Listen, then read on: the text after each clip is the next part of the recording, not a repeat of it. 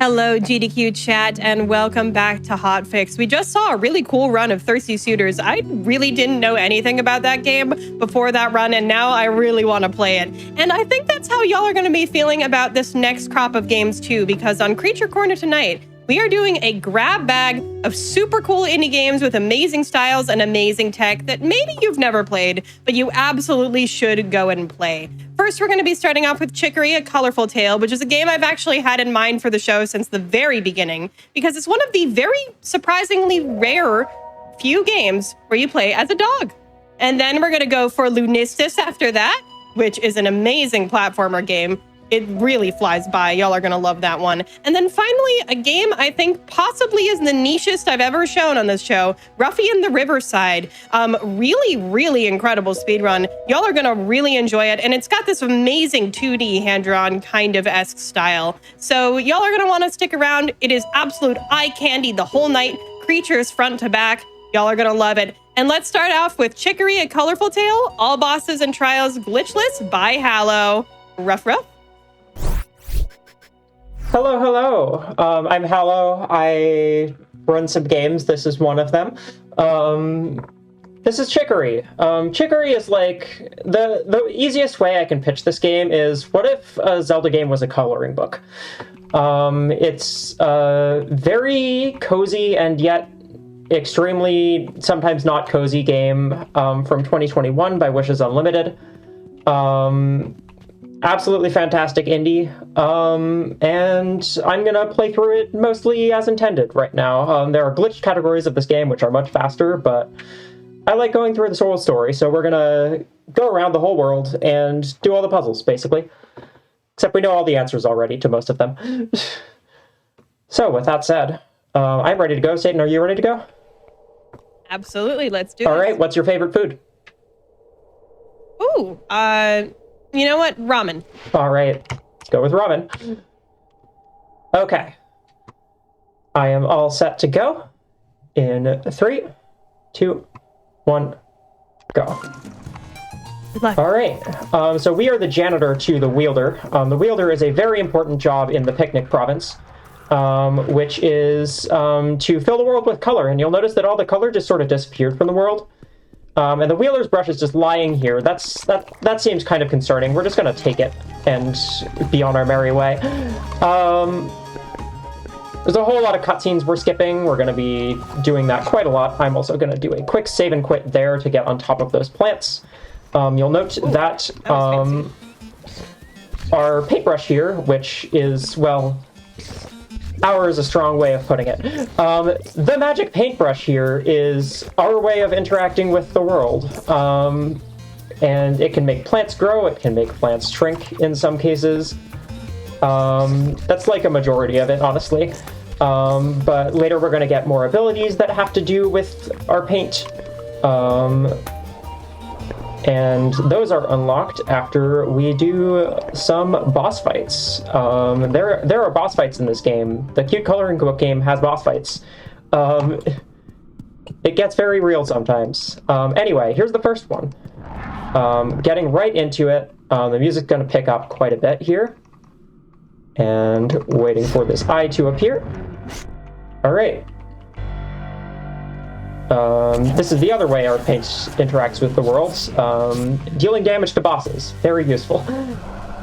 All of these boss fights are music synced, so I'm going to sort of lose time and gain time in sort of amounts of measures, per se. Absolutely fantastic soundtrack. Kind of a rhythm game. Not really a rhythm game. Not really. But the music was a very integral part of the design of these boss fights. I know that Greg, the main dev, and Lena have done some interviews on like what the process was like for that. Just barely saved that cycle. Not bad. Oh. You'll note that I got hit there. That's not ideal, and in fact does lose time. Really? But anyway, here's the last phase of this boss. Pretty much every boss in this game has 3 phases. I don't think there are any exceptions to that. This one we're actually gonna waste a little bit of time on because we actually save a cycle. if we wait a bit. Oop. Oh dear. This is the scariest version of the like loading screen bouncing thing I've ever seen. Yeah, it is kind of. It's what if the DVD screensaver was evil and trying to do something to you, eradicate you, maybe. I don't know what the kill doesn't feel like the right word for it. But either way, our paint now glows in the dark, and that means we can interact with plants that like darkness, which we will be doing on occasion.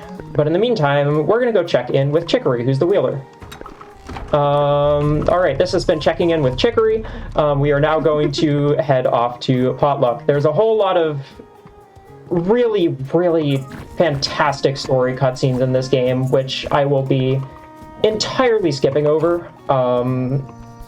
If you have not played this game before, this is my one game that I think everyone should play and everyone can get something out of.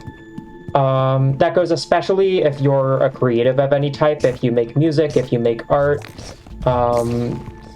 if you make videos, just if you make anything. This game has a lot of really deep thoughts on like the nature of creating, and definitely like changed how I thought about my relationship to my art. But even if you're not a creative, there's all sorts of stuff about like mental health, which the game addresses, and it's really something special. It can, but it's not ideal. If you have not played this game before, please do. It is about 10 hours for a casual playthrough, or more if you are artistically inclined. And you will absolutely not regret it. You can get the game. It'll probably be on sale during the summer sale. It usually goes on sale. No guarantees. I'm not affiliated with the devs, but keep your eye out. Just solving these door puzzles, which we know the answer to, and heading down into the basement of the Wielder Temple here. Right now we're just running around. I am painting the ground so that I can see where I'm going, but you'll notice that sometimes I have been painting the ground ahead of where I'm, like somewhere I'm not going at the moment, and that's going to be relevant later, because after this boss we're going to gain the ability to swim in our paint. But either way. Splatoon. Like Splatoon, yes. Yeah, I don't think this game would exist if not for Splatoon. I'm pretty sure Greg has gone on the record saying that. Anyway, this is an Ancient Evil, probably. And we are going to deal with it. The general plot of the game is there are these sort of corruptions that are forming around the Picnic Province, and you now, having assumed the task of being the wielder, whether you are the wielder or not is up for debate, but you certainly have the brush, and that means you have to deal with all the problems that the person with the brush has to deal with. So that is the worst aim I have ever seen that attack have. Yeah, that just went up and away. To be fair, I had been standing over there, and it does care about where you were standing a bit ago, so anyway. Whenever the eyes of these things are white, that means they're invulnerable, so we can't hit them, and I just sort of have to wait here and kite their attacks. Are the attacks on beat there? Do you know the trend drill is going to stop coming at you when a certain music thing happens, or is it just timing? Sometimes, yeah. It's usually just a pattern of attacks, but yeah, like this phase is always exactly the same length, assuming you don't get hit. Phases where you hit things, you'll note, sometimes get ended a little bit abruptly because you get all the hits in quicker than the game expects you to. Makes sense. This is evil slither.io. Yep, that's certainly a way to put it. Although slither.io is kind of evil already, so. That's true. I hate that I can't disagree with you. Too many childhood nightmares. Too many heartbreaks. Great. Anyway, here's the end of the final phase of Chapter 2's boss. Just gonna hit the eyes a few times as they shrink into nothingness. Alright, and that's Chapter 2. Those are scary. This game knows how to just kind of like make a bit of an unnerving aesthetic with those bosses, Yes. don't they? Yeah, no, it is incredibly good at it. Like, just all of the people who worked on this game, the dev, Greg, the like environment artist, Madeline, the sound designer, M, Lena, obviously the composer. I am forgetting someone, and I feel bad about it. There's one more person, the character artist, Alexis. I suppose Alexis doesn't do quite as much of the creepy stuff, but those are sort of the main 5 who worked on it. Anyway, we're gonna have Chicory paint us. We're feeling shy in purple. And then we're gonna leave.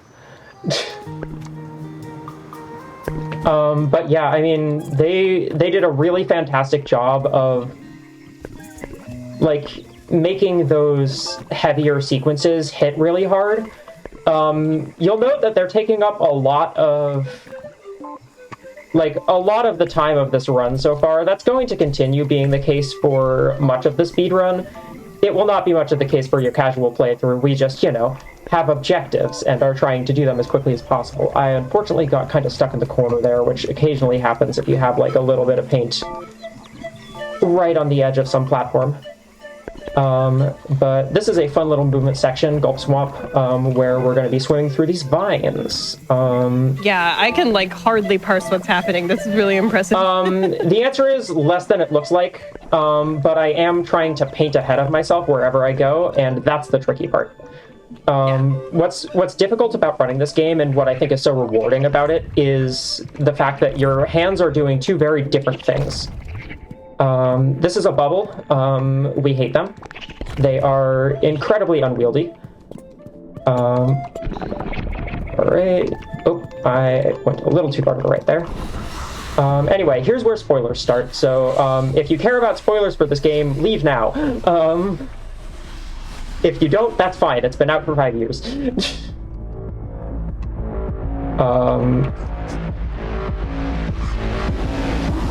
Alright. This boss fight I do need to lock in a bit for, as this is where getting your hits in really starts to matter. We do allow like auto-click or turbo buttons to make these fights slightly more consistent, but I do not have one working on my computer at the moment because my old computer died recently, so I'm coping with jittering my mouse side to side and clicking really fast. We make do. You're doing great. Yep. Just a little bit of focus time here. Satan, if you have any announcements, now's a great time. Oh, absolutely. So first of all, we just announced something really, really cool coming up for GDQ in August. Gamescom GDQ will take place August 28th to the 30th, live in Cologne, Germany. Join GDQ's first European event by submitting your runs from May 4th to the 17th, and visit gamescom.global for more information about the event. This is our first ever international foray, and we're literally going to Germany. So some of our amazing staff are going to be saying greetings from Germany for real. It's going to be fantastic. I can't wait for our inaugural event there. I also had a question for chat and, of course, for Hala once you are done with focus time. Because this is a game all about color and, you know, using it, what's your favorite color? And do you have a reason as to why? I would love to know. I really love fuchsia.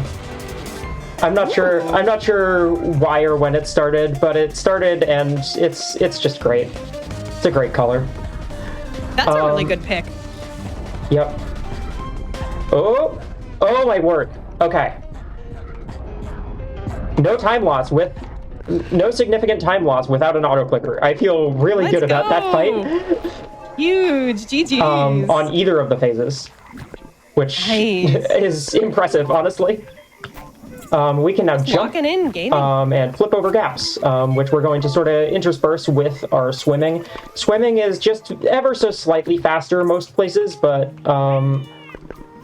so like I'll be swimming when I can, but in times where I am in a location where it doesn't make sense to swim, for whatever reason, I will certainly be flipping. With that said... I'm seeing some good answers in chat for that question, by the way. Keep them coming for sure. Pink. All right, what colors do we have? Green. What's the most interesting color we've heard so far? Dark Forest Green is a good one. I like Dark Forest Green. Yeah, that's pretty good. Oh, My favorite color, by the way, we had someone asking, is purple. Totally arbitrarily, I just think it looks nice. Picked it when I was like 4 and stuck with it. Okay, but which purple? I tend to like this sort of brighter purples. But I'm not sure I could pick a specific shade. That's fair, that's fair. All right. Yeah. We are going to pick up a transit pass for Ramen here. If you're ever speedrunning this game on June 30th, remember to not leave your mouse in the place you usually leave it. This is going to let us fast travel, which will be very useful. Unfortunately, I hit a couple screen transitions there. You'll note the screen transitions are going awfully quickly. That's because they're actually skippable cutscenes. So every time I hit a screen transition, I'm hitting the skip cutscene button, which I've bound to a side mouse button. And that saves like nearly a second on horizontal screen transitions and probably at least like half a second on every vertical screen transition. Very significant and makes this run feel quite a bit more input intensive than you might think. With that said, I am still doing things with both hands at the same time, so it probably does seem quite input intensive as well. Anyway, these are rock bugs. They can be a nuisance. I was hoping that one would remain closer to me for slightly longer yet. Oh, come on. My friend. I need to go up behind you. There we go. Okay. Thankfully, we do not have to deal much with these, as we have a couple skips coming up that get you through the majority of this section without having to do the various puzzles within, or, well, puzzles is maybe a strong way of putting it. It's a lot of traversal.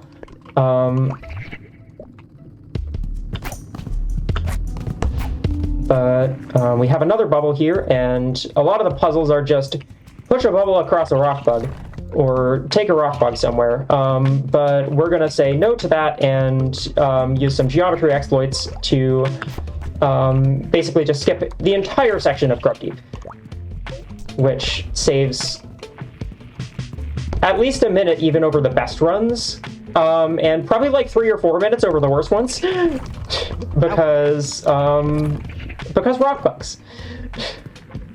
In a glitchless run, that's a pretty big skip. Yeah, no, it's pretty huge.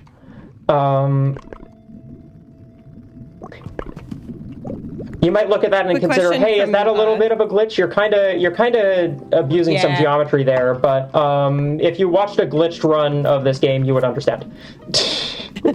Fair enough. It's one of the those cases where it's just self-evident.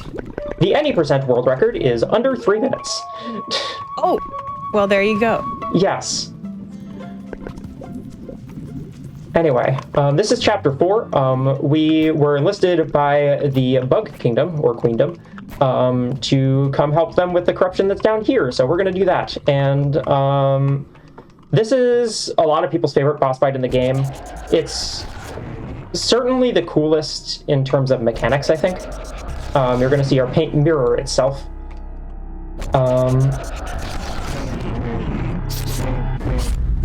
Okay. I'm going to get over to the left side and wait for my evil alter ego to show up here. So for Ramen, this is Neymar.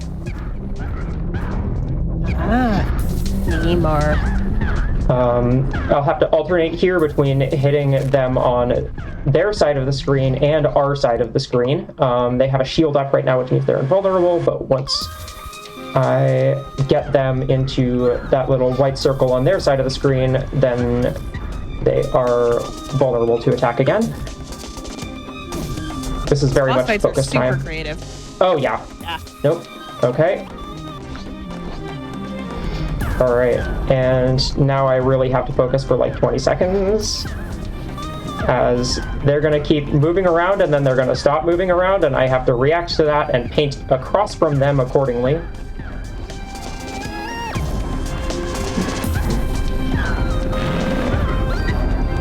depending on which way the screen is currently being mirrored. And they tend to hide like a little bit behind you, which is rough, and there we go. Certainly nowhere near the fastest I've ever done that fight, but it was pretty good. Could go a lot worse. Anyway, we can swim up walls now. You can also mash jump to swim up walls even faster, which is good speedrun tech. I skipped a cutscene so fast that a bunch of decorations didn't show up. Oops. Get a little diagonal screen transition there, and then immediately lose all the time I saved by swimming up a house that I did not need to swim up. But either way, we have a shortcut back to the surface here, because now we can swim up walls. So we're going to head up here, and for the first time, fast travel somewhere.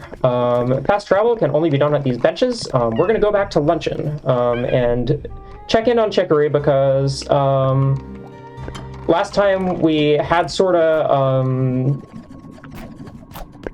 just been attacked by something that looked like her, and then we talked to her about it, and she didn't take it very well. So I'm going to use this fight, which is a bit of an auto-scroller, because obviously we're not fighting our friend here. We are simply going to avoid her attacks. I'm going to take a moment to drink some water, and if you have more announcements, Satan, now's a great time. Yeah, absolutely. So I want to just point out that a lot of tonight's runs were submitted. Actually, all of them were submitted through our ability to go ahead and submit runs to Hotfix. You might be familiar with submitting runs to our main events or our charity events. Well, you can actually submit runs to Hotfix as well. If you'd like to do that, go to gdq.gg/hotfix. It'll ask you a bunch of questions about what game you want to run, categories, things like that, and then you can send it on in, and we can go ahead and look at that and potentially put you on the show. So if that's something you would be interested in doing, once again, gdq.gg/hotfix. You can also type !schedule in the chat to find out what's happening on Hotfix this week. We have all sorts of fun stuff, as always, going on the channel. And then, of course, on every Monday, we're going to see what's up next week. So Hotfix is on every week, pretty much every day. It's a pretty cool thing. But there is one thing that only happens twice a year, and that's a mainline games list announcement. That's going to be happening tomorrow for SGDQ. So extremely, extremely excited about that. I know y'all are too. Speedrun Blue Sky right now. So real. And hello, as we're kind of exiting this, or going through this, I wanted to ask you, I know a lot of people know you on this channel for BC Ball. This feels, similar to me as another indie game with so much love and, heart poured into it with a really unique style. Yeah, same devs, that's right. Yep, I had my eyes on Beastie Ball because I played Chicory the week it came out and was immediately like, I need to speedrun this, and then I'm like, because Chicory is my second favorite game of all time. Was my favorite game of all time until Unbeatable came out last year, but that's a different episode of Hotfix. Very true. But either way, this game meant so much to me, and then when Beastie Ball came out, I'm like, okay, I need to speedrun this as soon as it's in early access. So yeah, I've done a lot of that, but Chicory was my first speed game, and I certainly would not be as much in the speedrun community as I am if not for like running this game a whole bunch in like 2021 and 2022. How did you find Chicory? I actually found it because I think a friend just pointed it out to me as like, hey, there's a game with the Lena Raine soundtrack coming out, and I was like, hey, I like Lena Raine. Well, there you go. Yep. And yeah, I mean, now I'm just a huge fan of the studio, Wishes Unlimited. Chicory was their 2021 game. They're currently working on Beastie Ball, which is in early access at the moment, but going to be getting a full release, currently scheduled for 2027. It's been in early access since the end of 2024, and it's really fantastic. If you want to check out their older work, there's Wandersong. I'm going to do some save and quits. Okay, I need to stop talking for a moment. We have reached an action-intensive part of the game. Yes. And I'll just mention to continue your sort of thought, if you want more of this game, first of all, go play this game if you haven't. But they did announce Chicory and Musical Tale as well, fairly recently. Yes, that's like a reimagining of a whole bunch of songs from the soundtrack by a really wide variety of artists. Yeah, that'll very be really, incredible. Really cool. I do recommend certainly playing the game first. Anyway, yeah, Wander Song is when was it out? I want to say 2018. That game made me cry my eyes out. Indie games will do that. Yep. If you want to go even further back into the archives, you can play one of Greg's older games, which is far before Wishes Unlimited, which is Coin Crypt, which is probably the first roguelike deck builder. Really? He has quite the portfolio under his belt. Wow. That's pretty cool. Yep. Having to make sure I'm clicking as much as I possibly can here. It's not quite as important for saving time as it is in some of the other fights we've seen so far. But you certainly don't want to see like this sort of chasing attack more than twice per phase. If you see it a third time per phase, you are in fact losing time because the thing you are trying to hit is not on the screen. But this is probably my favorite boss fight in the game, just in terms of music, aesthetics. I really love this fight. This is the first of the 4 wielder trials. It's probably not the first one you'll do casually. But in terms of just optimizing movement between the trials, it is the one that makes sense to do first.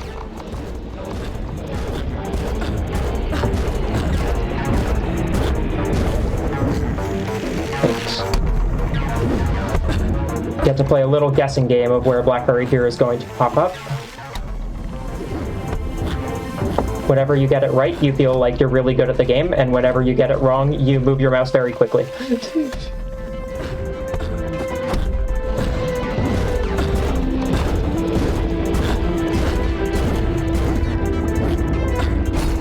You'll notice that some of these attacks are ending early because I'm just getting hits in so quickly. But with that said, I hope the fight is over soon because my finger is getting tired. There we go. That is a real limitation of speed. Yes, you have to click quite a lot on that one. Anyway, heading off to the second wielder trial, we actually won't be using fast travel here because the fastest way to get to it is this way. You'll note we can swim in water now, by the way. I'm not sure if I ever mentioned that, but it hadn't really come up much until recently. It'll be much more apparent later. Anyway, this is Desert Rainforest and the location of the second wielder trial, and we're going to be going around on these vines, painting them to extend them, and sort of platform around the world.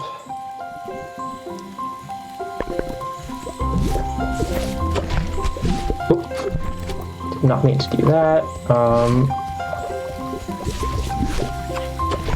Trying not to paint them, trying to paint some of them, but not all of them before I get there.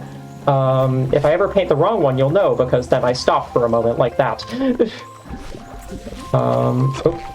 Got caught there. Oop. The hitboxes on these are a little finicky. I'm like mostly used to them, but they're still a bit of a nuisance sometimes. Just making sure it definitely looks precise. Puzzles in this game? It's mainly just precise painting, and when you're trying to do it quickly, that gets a little difficult.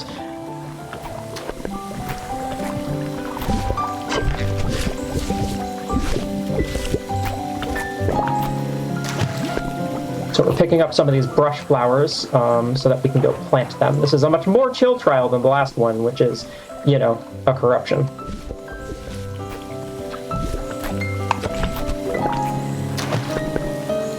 Color teal is also really satisfying for Shatnat colors. Very true. Every area in this game has a unique color palette, and they're all pretty beautiful, honestly. Got a skip here. We're just gonna get past those boulders there. And fight the geometry to skip down there, talk to Chicory real quick, and now that we have those brush flowers, we can place them. That's chapter 7. On to chapter 8. Already in chapter 8. Yep, we are already in chapter 8. Chapter 10 is the longest by far, so we are not necessarily close to done, but we're definitely more than halfway. We're going to warp to Potluck now. Been a while since we were here. And go north. Another little skip here, and one of the first ones that was implemented to speedruns. You can just sort of skip past that rock, which you're supposed to have to blow up and do a whole detour for. But no. I don't think I will. Oop. Alright, this is Desert Mountain. We have these geysers, which we need to deal with. I am going to attempt a strat that I haven't really done before. I'm not sure if you can actually do that now that I think about it. So I'm just going to wait.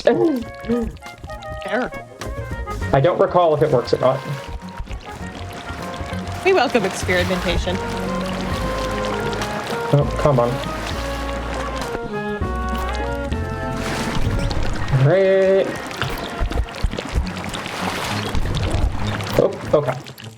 The geyser started sort of subsiding there for a moment, and it was very close to me falling down, but I did not fall down, so we're good. This is Desert Mountain. It's probably the one where I'm going to lose the most time if I lose a whole lot of time, because it is very easy to mess up strategies here. We have a lot of cycles, which I am going to reset here and there, but also if you fall down from a higher point on a screen, you then have to go back up the screen, which, you know, is not ideal. Waiting out these wind cycles here, so that the geysers blow the direction we need them to, and put us where we want them to.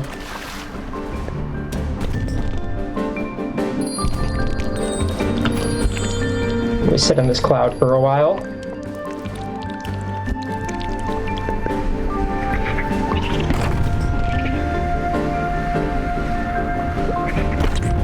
Did you miss bubbles? I didn't miss bubbles, but we have them again.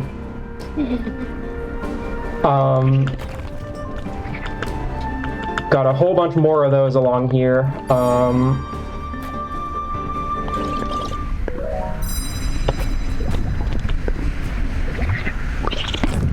Alright. Was a pretty fast completion of that puzzle, but I do have to unfortunately wait for the bubbles to actually blow over to the spot I need them to in order to blow up those boulders. This is very much... I can sort of explain what's going on, but it's mainly focus time. We can enjoy the visuals.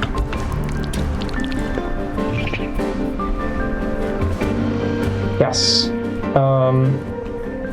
It's always very amusing looking at this game when, you know, you're just running around and scribbling everywhere.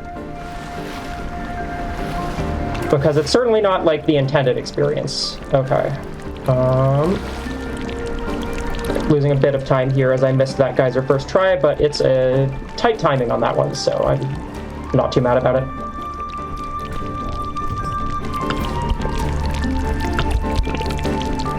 Yeah, chat is saying that they are vibing to the music, and so am I. It's yes. Awesome.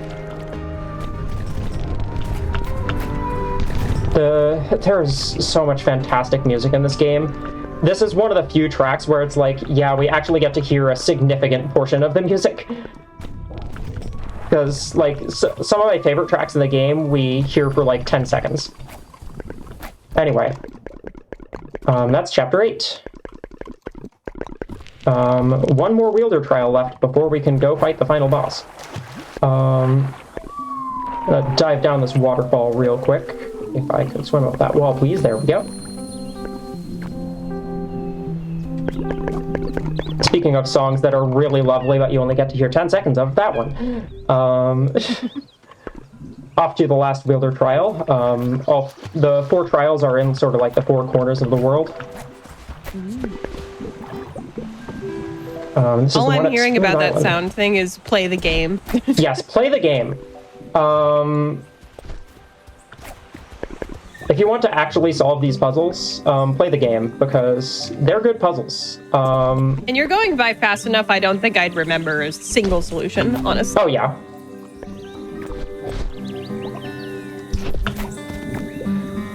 I have solved these puzzles many times, and I forget why some of them are the solution at this point.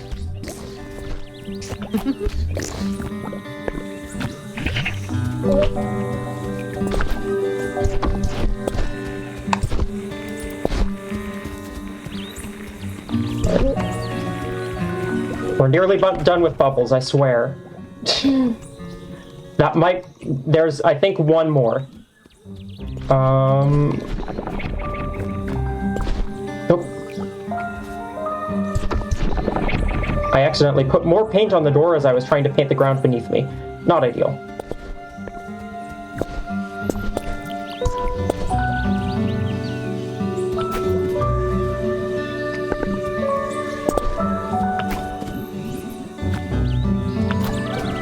Just focusing on my movement here so I don't fall down.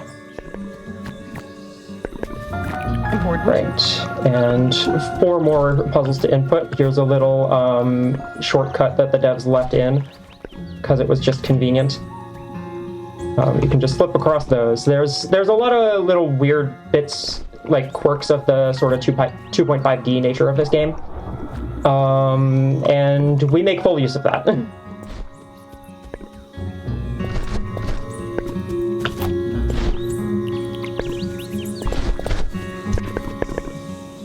Oh, I got it erased. Sometimes you can actually paint those doors sort of in... Oh. I did the wrong solution. Oh. Oops. I just did the same solution again and was like, yeah, sure, that'll work. Time loss. Anyway,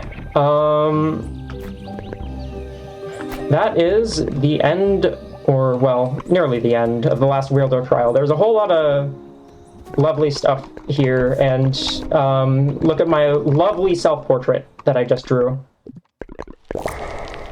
Just absolutely beautiful masterpiece. Hang it up in a museum. Anyway, we're on to chapter 10, which means this is the last chapter of the game. We probably have about 10 minutes of the run left. Oh my goodness. Speeding.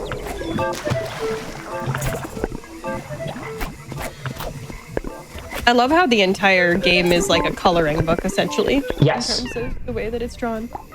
All right. Luncheon isn't looking so hot, but we're back. We're gonna climb the Wielder Tower, because there's the biggest tree up here. And we can actually swim faster now. But with that said, this is sort of an endless sort of Lost Woods type section.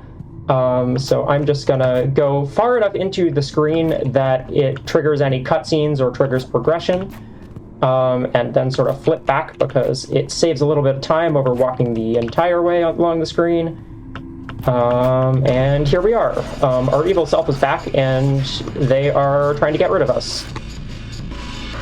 There's a whole lot of lore behind this. Play the game.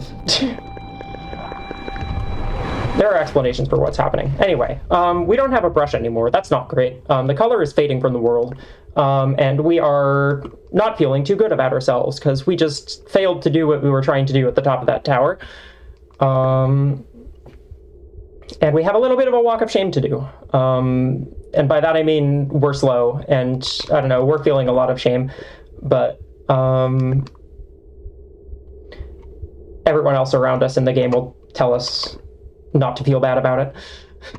So, Lemon here That's is so relatable. Yeah, exactly.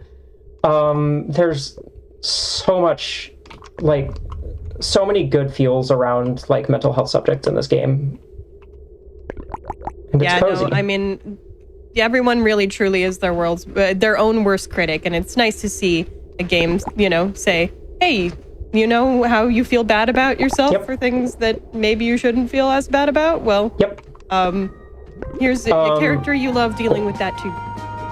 So when your magic paintbrush disappears, simply will a tree to grow out of the ground, and you'll get a new one. Ah, life hack. Yeah. My mouse, for reference, is currently way up in the top corner of my second monitor, which is arranged to the top right of my main monitor, because that makes it grow faster. The farther away your mouse is in like a 45-ish degree angle, the faster this tree grows. That's which awesome. is very amusing. Yeah. And it does unfortunately mean we do not get to hear very much of this song, which is really lovely. Anyway, we have a brush again. That's great. Let's go deal with that. And also, I need to actually have my mouse back on the game screen and remember that it is in fact not around. Anyway, here's the final boss fight. Would it go infinitely faster if you had infinite monitors? That is something I have not tested, and I'm not sure my computer is strong enough to test. But anyway, this is the brush. We have a lot of phases in this fight. So I'm gonna sort of just position myself so that it hopefully doesn't move around as much, and thus attacks might come out faster. I'm not sure. I haven't actually done any proper labbing on it. But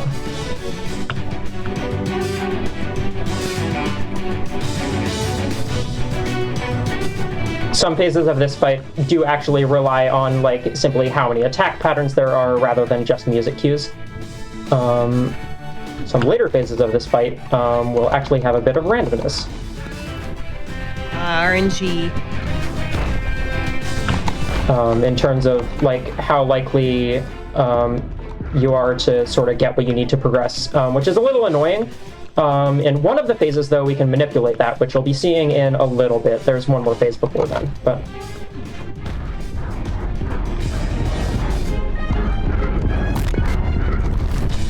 Alright, here's our evil self again, and this is the worst boss fight phase in the game because we have to hit stuff diagonally opposite them. Nimar's Revenge. Nimar's Revenge. I need them to get on their brush. There we go. Thank you. Alright, give me bubbles, please. Thank you. We picked a favorite food at the beginning. Chat, what's your favorite food? Let us know. Truly one of my favorite bid wars whenever this gets into a marathon is what's chat's favorite food. That's an awesome one. Yeah, for sure.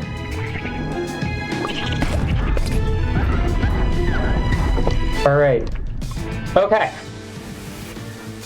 We move on to this phase. I'm moving around a lot more than I really have to here, but you know,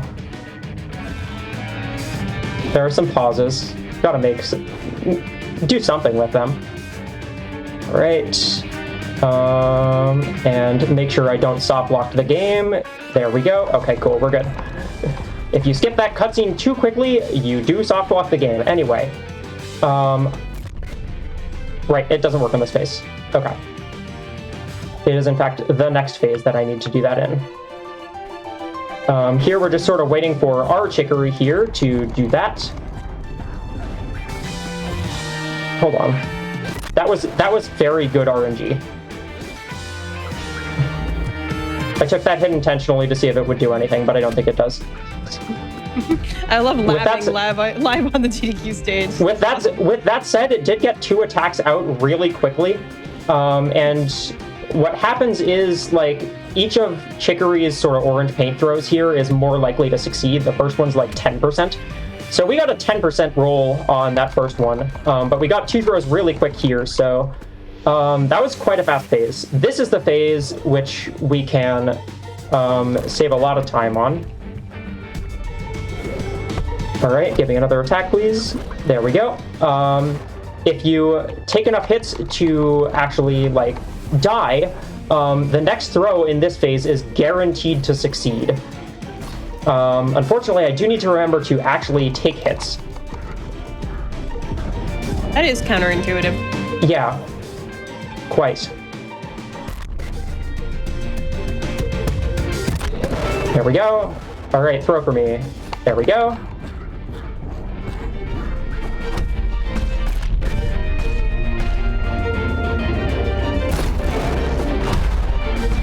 Great.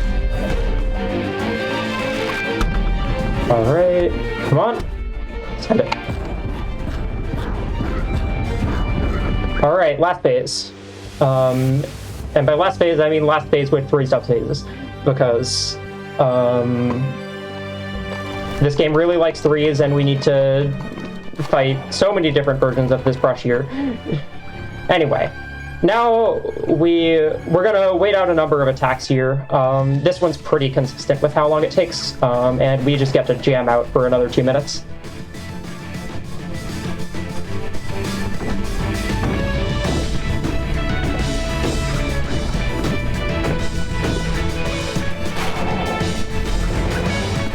The brush will never attack immediately, which means I can sort of just chill underneath it and save some time on it moving around, hopefully, and also just react to whatever it's doing. All right, there we go. Phase 1 down.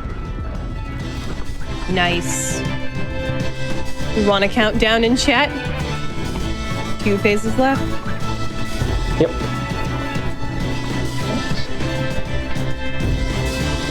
Thing in chat, the music is giving hopes and dreams vibes from Undertale. Certainly. Definitely agree.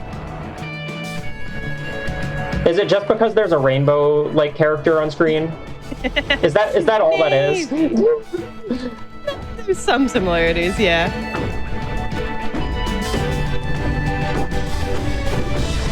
Rainbow-colored wings. But yeah, exactly. Definitely has that same sort of triumphant vibe. All right, could you move somewhere that Chicory can actually take, please? Thank you. So rude, Brush.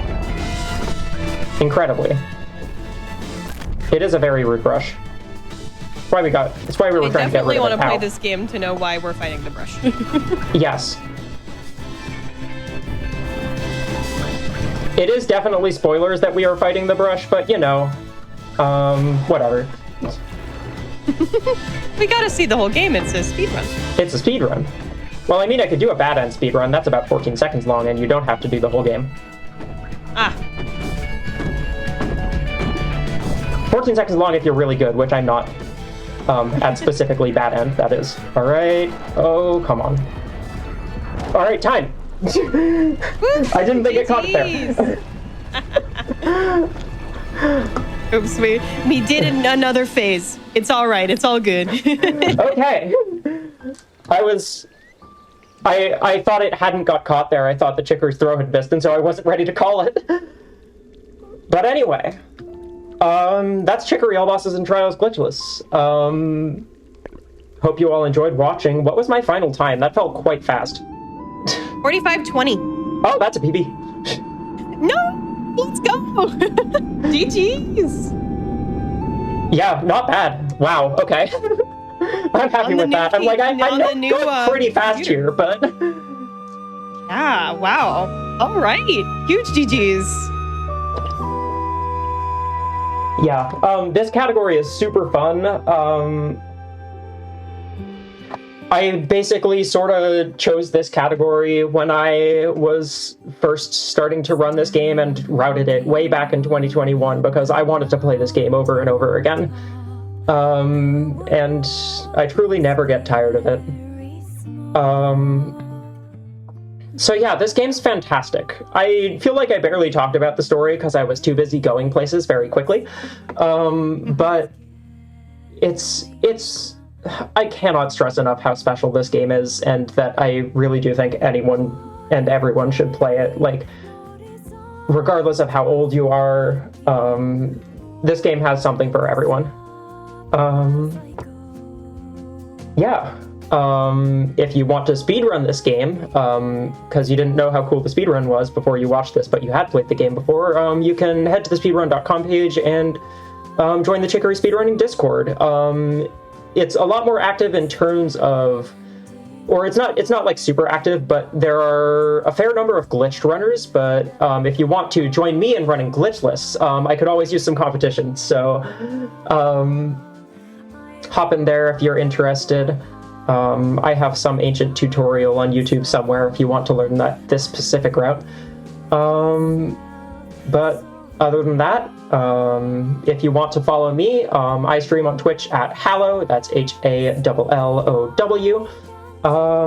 Haven't been streaming as much lately because I had to replace my computer, but I have OBS now because I'm here, so might get back to it pretty soon.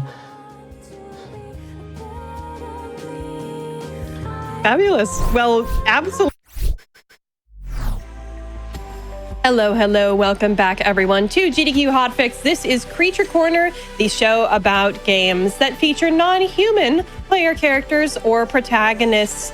And we just had Chicory, A Colorful Tale, on with a PB from Hallow, an amazing game where you play as a dog. So that was fabulous. What a great way to start our night. But we have even more amazing indie games that y'all have maybe not played, but you absolutely should coming up. Especially ones with loads and loads of color. This one is going to just be a feast for the eyes. You'll see what I mean in just a moment here, because it is time for Lunis's True Ending by Peek and See. Hop us in. Hey, thanks, Satan. Yeah, this game is extremely colorful. I'm really excited to show it off. I'm Peek and See, and I'll be running Lunis's True Ending. With me, I have Seventh Ace, my commentator. You want to introduce yourself? Hi, I'm Seventh Ace. I have learned this game in the last week and will share everything I've learned with you, and hopefully you can see that's a really fun game. Awesome. Thank you. Yes, this is True Ending. We're going to be getting a lot of extra items and stuff, more than the 80% run, and unlock a little bonus level ending at the end of the game. So it's a lot of a different route than the 80% route, but I actually ran that route at Flame Fatales 2025. And then I was about to put this game down for a little bit, and then Lunistis won, or I nominated Lunistis for Game of the Month on the Flame Fatales server, and it won. And I was like, well, I'm going to be close to this game for another 2 months, and I was learning another category. So I learned True Ending, and here we are. And I will go ahead and get started here. Time starts when we skip this cutscene. So it'll be about 3, 2, 1, go. All right, welcome to Lunistis. You are playing as Hana, a Japanese raccoon dog called a tanuki, which is cool. This is already the first very difficult jump of the run, which is where we use a bunch of movement mechanics to try and gain a bunch of height. So you're going to be able to see we use a jump, a spin, and a jump again, and with just enough height, Peek is able to barely get onto that platform, and that is going to cover a huge amount of the movement tech in this game.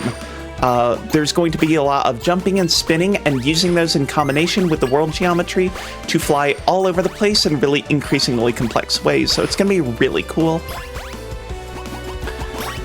This, as mentioned earlier, is the True Ending category, so normally you just have to get from the start to the goal, but instead, as you just saw there, Peek is going to be picking up all of these letters. You have to spell out Hana, you can see it in the top left there as it being completed, and then make it past the goal marker onto some extra platforms. And then if you do that through all 6 worlds, and each of the 2 levels per world, you'll get the true ending at the very end of the game. Yep. So here, normally you would go into that goal, but we're going to avoid the goal at all costs and go to these glitchy little platforms that appear at the end because we collected all the letters. And there's 1-1. There you go. Honestly, I love True Ending categories because it doesn't really feel right to speedrun the game and just go the way that the devs intend. You should do everything. Do all the things, yeah. Well, there is 100% category. That's a different show. That's true. That's a Hotfix show right there. There is a 100% category for this game where you collect all the little cranes that are on the ground too. And I don't know that route, but that's a lot. There are thousands of those in this game. Individual levels alone have 350 of them in the mid game. Oh my! That's actually insane. Yeah, shout outs to everyone who runs 100% Tale-Lunistice. So yeah, we're going to get a lot more like involved speedrunning mechanics later, different like world geometry to interact, but for right now it's just a lot of jump, spin, and jump, which is the optimal way to move horizontally, and then being able to spin and then double jump for vertical movement, which will matter a lot more again when levels get a little bit more complex. Yeah, so the spin jump is actually a mechanic that was like not intended at first, but then when it was kind of there and the dev left it in intentionally. So you can do stuff like that where basically you have to input a spin like just a couple frames after your jump, and that gets you like an extra high jump that's way higher than you can get with a normal double jump, plus you still have your second jump available to you after you spin jump. So we use that throughout, like here, to kind of break the level vertically. Yeah, all over the place. You'll be able to see Peak skipping a whole bunch of corners and platforms that you just normally wouldn't be able to skip without this kind of speedrun tech, which is, again, very cool. Yep. It creates a lot of creative routing solutions, which I think is really fascinating. I run similar games that are just have a ton of creative movement solutions, so I love stuff like this. And that is the end of 1-2. So again, each world has 2 levels. So we are now going to go to the beach. Let's all party, everybody. Summer is on its way. Game's done quick very soon. Summer games done quick. Happening from July 5th to the 11th. Games list dropping tomorrow. I may or may not have submitted. submitted this category to Summer Games Done Quick, so I am waiting with bated breath. If you submitted, good luck. All right, the level mechanic added in this, there's actually a couple of them. There's the beach ball, which you can spin jump off of to get bonus height. Then there's the water bubble, which is kind of just an automatic movement tool that'll launch you at the very end. There's a couple optimizations we can do with that later. And then there are the umbrellas. Some of them will be spinning, and you can use that to either increase your momentum or go against it.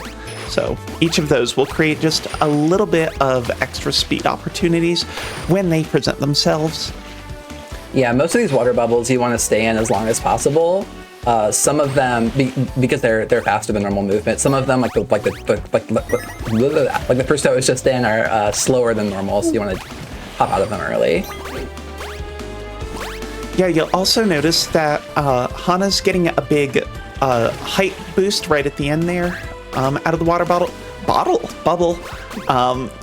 Sometimes that is suboptimal for transferring between ones horizontally, so she might jump out just a hair early to be able to cancel that. Yep. Gonna use these crystals a bunch here too. The crystals, you'll see us jumping on those a lot. They do disappear after a short period of time standing on them, and they disappear permanently. You have to restart the whole level to get them to respawn. So more of a big deal when you're first learning the game. It might be going a little slower, but still something to watch out for. But they're often placed very conspicuously, almost as if they're there on purpose to help make the speed run faster. What? Yeah. Game devs thinking about things like going fast. Yep. In my 3D movement platformer, not a chance. Now I have. All right, yeah. Go. No, you're there good. it is. You got. There's the umbrella. Yeah, here's the spinning umbrella. Yeah. These spinning umbrellas, you'll want to run with them if you're traveling in the same direction or against them. There's a really cool vertical movement section right here that Peak uses to get way up high really quickly. And we'll be seeing the verticality of these levels really increase over the next couple worlds. It really does get a lot more complex, and I think it's really cool. Yeah. We talked earlier about saving momentum and how like things are conserved. I intentionally chose not to bounce off that bouncy ball into that bubble, because if I did that, I would have all my momentum from the bouncy ball still. And when I jump out of the bubble, I'm gonna shoot way up in the air, and it just wastes time because you're just up in the air rather than going forward towards your goal. So I spun jump into it rather than using the bouncy ball. So stuff like that. There's like a ton of little like micro optimizations in this game that just add up over time. Yeah, this game feels like it's really got a lot of like almost an unlimited skill ceiling to it, where you can really just keep optimizing out and just keep sharpening up your movements, and you don't realize how much time you can save until somebody else just saves all that time and you have to learn. It's really cool. Yep. Those gates are checkpoints. Those little gates. Yeah, go ahead. Yeah, we saying the exact same thing. I love it. Exact same brain. Those gates act as checkpoints. They will be useful more when the levels, again, are more difficult, and when they start getting bigger and less linear. We can use those to warp back without losing any of our letter progress. So we will be using those as essentially, as their namesake, checkpoints, but not just for mistakes and whatnot. Yeah, there's a lot more. There's like a little bit of like checkpoint abuse in the 80% route. There's a bit more in True Ending, because you're kind of going all over the place to collect these letters. So there's a lot more backtracking you have to do. And so, but like the checkpoints prove to be really useful in more places than in 80%. Yeah. The main route is relatively linear throughout. Like you just go through the visible path and it works out. Usually a lot of the letters are off detours or side paths, especially again when the levels get bigger. They will just be easier to hit a checkpoint, go way out, collect the letter, and then checkpoint warp back. Yeah. Any announcements or anything would be good right now, Satan? Before we get into first of all, I just wanted to kind of say that this game style is amazing. I love that we went into the water and then we descended again out of the water. I love the creative thinking on display here. So I did want to ask y'all, how did you get into this game? What do you sort of love about this game? I got into this game. I'll try to make this quick because there's a lot. Oh my gosh, a lot about to happen. But I got into this game because I was looking for a new speed game actually at GDQ last year in 2020. I'm gonna die. No, I'm not. 2025. I was talking to Allison 8-Bit, and Allison 8-Bit suggested that I play Lunistis because I love platformers. And she was right. This was a great game for me to play, and I've just been kind of like doing it for almost over a year now.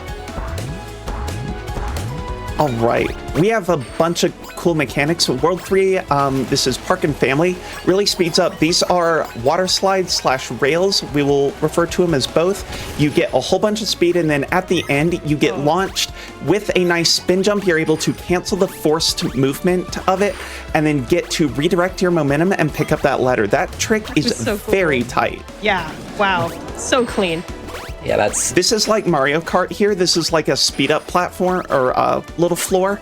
So when you see those like speed lines around Hana, she is in hyperspeed. This gives us a little bit of extra speed, and preserving this by not touching the ground or touching certain things is super important. That's why we're able to jump so much farther and cut that corner. This is a really cool movement section as well. Preserving the hyperspeed and blasting right under there to pick up another letter. That was incredible.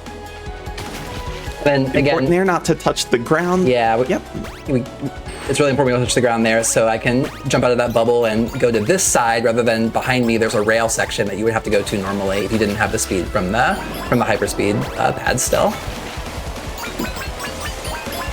Yeah, this game picks up so much in World 3, and this is a part that I really enjoy. There's a huge launch. Pick up the fourth letter, then we were using the water bubbles previously, and then chaining that into more rails and running towards the exit. Like, this is just hugely enjoyable to watch. Yeah, and then we have one more fun trick here. We have this loop-de-loop, which I'm going to jump off of early. If I had gone around the loop-de-loop, it would have forced me into a little like a mini cutscene where it just kind of like zooms out and shows me going around the loop-de-loop. But if you jump before you get to the cutscene, you skip the cutscene. So it saves like 2 seconds. And that is 3-1. That was really clean. Nice. Very nice. Yeah, that was great. 3-2 starts out super quick. We have a trick right at the very, very start here. So we're going to go down this big water slide here, and we're going to keep as much speed as possible.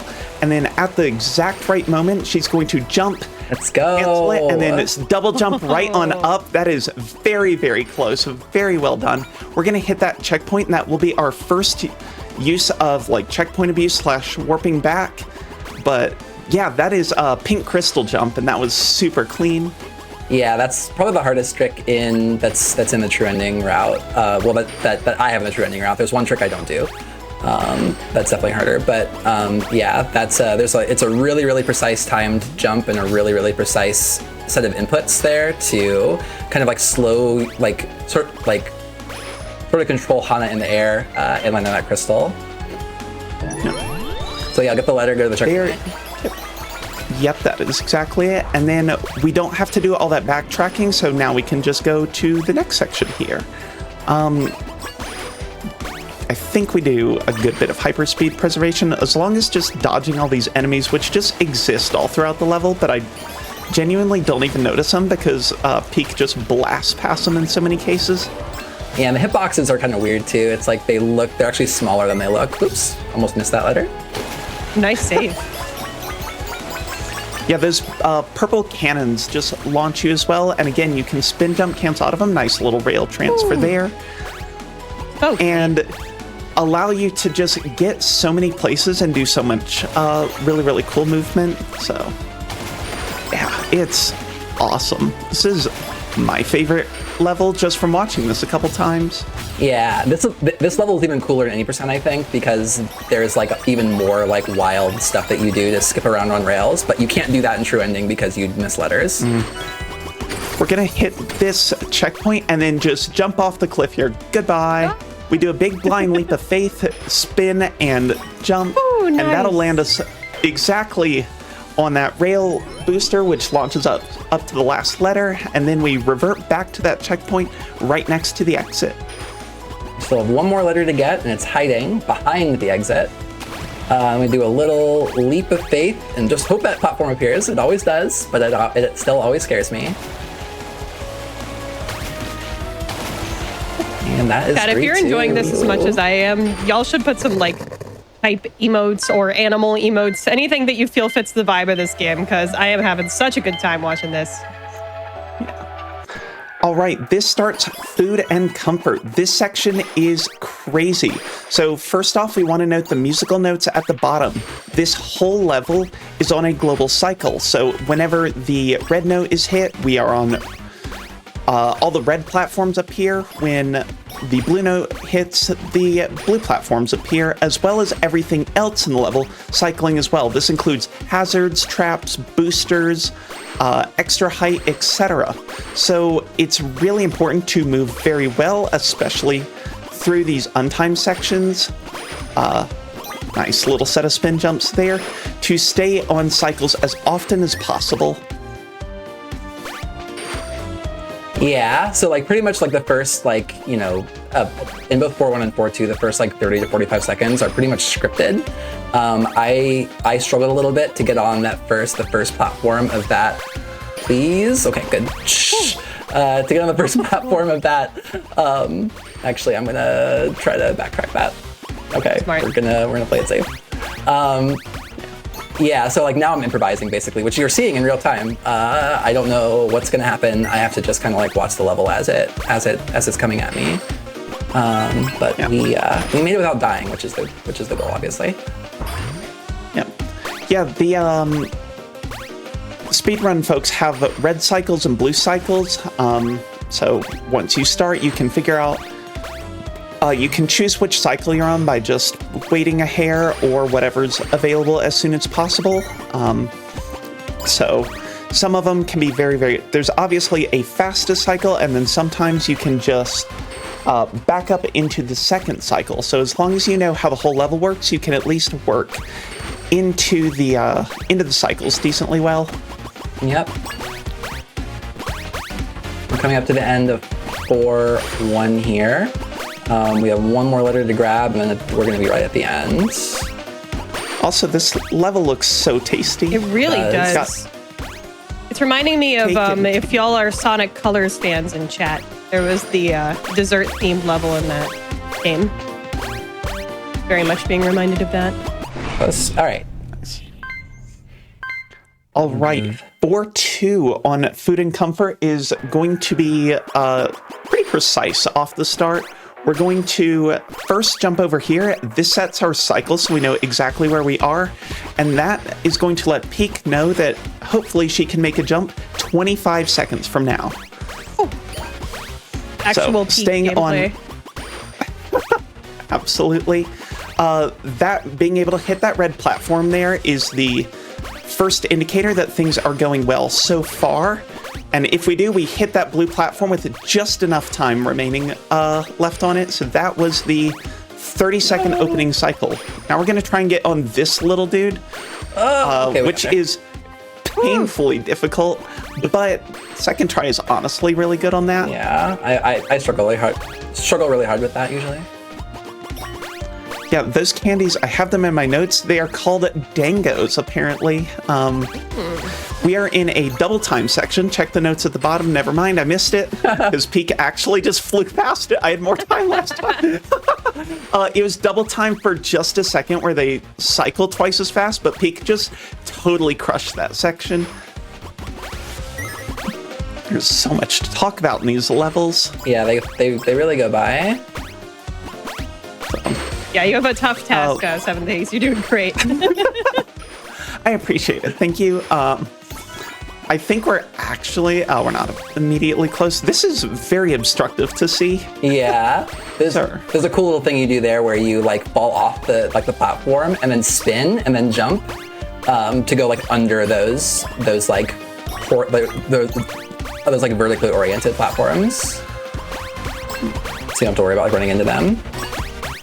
Just and do another just big old jump. We want to avoid that water bubble because it is slower because it takes us backwards. But now that I'm here, I know that I can get on these platforms and be safe. Yeah, this all looks safe to me. Any part of this. Perfectly safe. All relative. The safe activities in question. Yeah, exactly. Yeah. Up here is a final letter. I think this one's really cool. If you don't see it, that's because it's under the cake here. So we're just going to go ahead and do a little spin tech to be able to pick it up. That's unfortunate. That's okay. This was going almost too well. So now I'm back here. Now I'm back here. Luckily, I've gotten the letters, so I don't have to worry about it. I can just like do this the any % way now. It should be pretty smooth. Secret any % bonus for chat. Yeah, I'll take some. It's not gonna look too different, but I'll take some damage there just to not have to wait for any cycles to happen. And then luckily I got that letter that was underneath there. I just failed to get back up onto the next platform.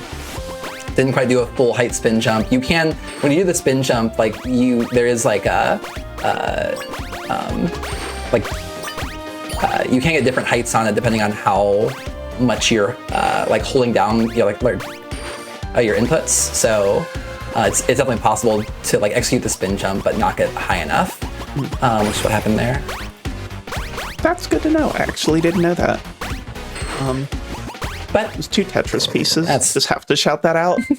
And that is food and comfort. These are levels, or worlds 3 and 4 are the crazy ones. As far as speed tech is concerned, here Forced and Melancholy is going to be probably, I think, the biggest levels here, at least to this point. You really take a lot of distance and cover huge areas across this forest, which I think is really pretty. Yeah, shout out these levels. They have the best music, in my opinion, in this game. All the music is really good. But I love the song on this level. Yeah, we're not going to introduce any like real new mechanics. Oh, whoop, that's not supposed to happen. That's fine. Any new mechanics here, really? It's mostly just reskinned versions of the mechanic we already know and love. We do have these mushrooms here that you have to hit to spawn the rails, but they operate the same way as the water slides in World 3.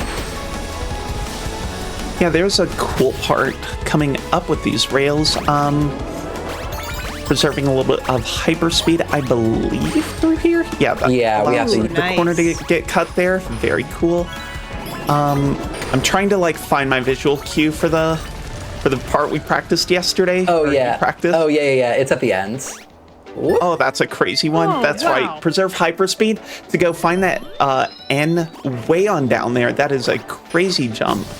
And you can use the same hyperspeed to be able to hop back down here. I'm not gonna miss this letter. I have to jump off here and hit this to get this letter. It's the letter I miss the most often when I'm like not focused. So gotta make sure I did not miss it. It's right over here. Preserving that hyperspeed through this whole thing as well. To be able to just zoom again a lot faster. Yeah, those like purple boosters look really cool. You can't really do anything with them. They're like, or like there are one or two that we skip, or that we like spin out of to like good around. But most of the time you just want to hit them, and they just kind of send you in one direction. Here it comes. Letter. Yeah. So here, it's important to note that when you hit this mushroom here, the whole rail spawns in. However, the hitbox does, but this doesn't. So we're going to hit the invisible part of the rail that hasn't spawned in yet and take a big old jump right off the end of it. So fancy. Yeah. Amazing. Yeah, fun story. I had been doing like the the 80% version of this until like literally last night, and then just kind of like dawned on me while I was practicing with Ace that I could still do that strat where you hit the invisible rail and then just go straight, rather than, because like you can do that there's a version of that trick you do in the 80% route, but you angle your jump and you actually end up way up here at the top of the level, and it saves a ton of time. But you can't do that in true ending because you'll skip that last letter. But you can still do like a variation on it and go straight. So that's pretty cool. Yeah, that one's really cool. It kind of wowed me when I was looking at some reference runs. So I'm glad to be able to inspire her to do it, I suppose.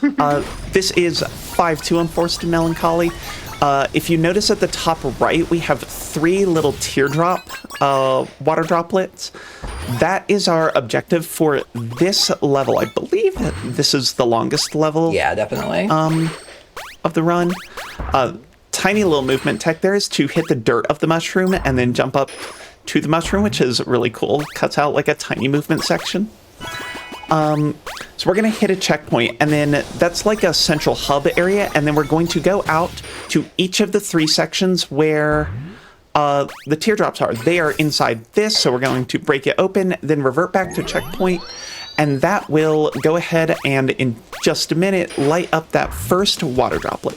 There we go. And we get some music back. The music being on is not a glitch. It is intention, and it is intended. You get layers of the music back as you get each water droplet.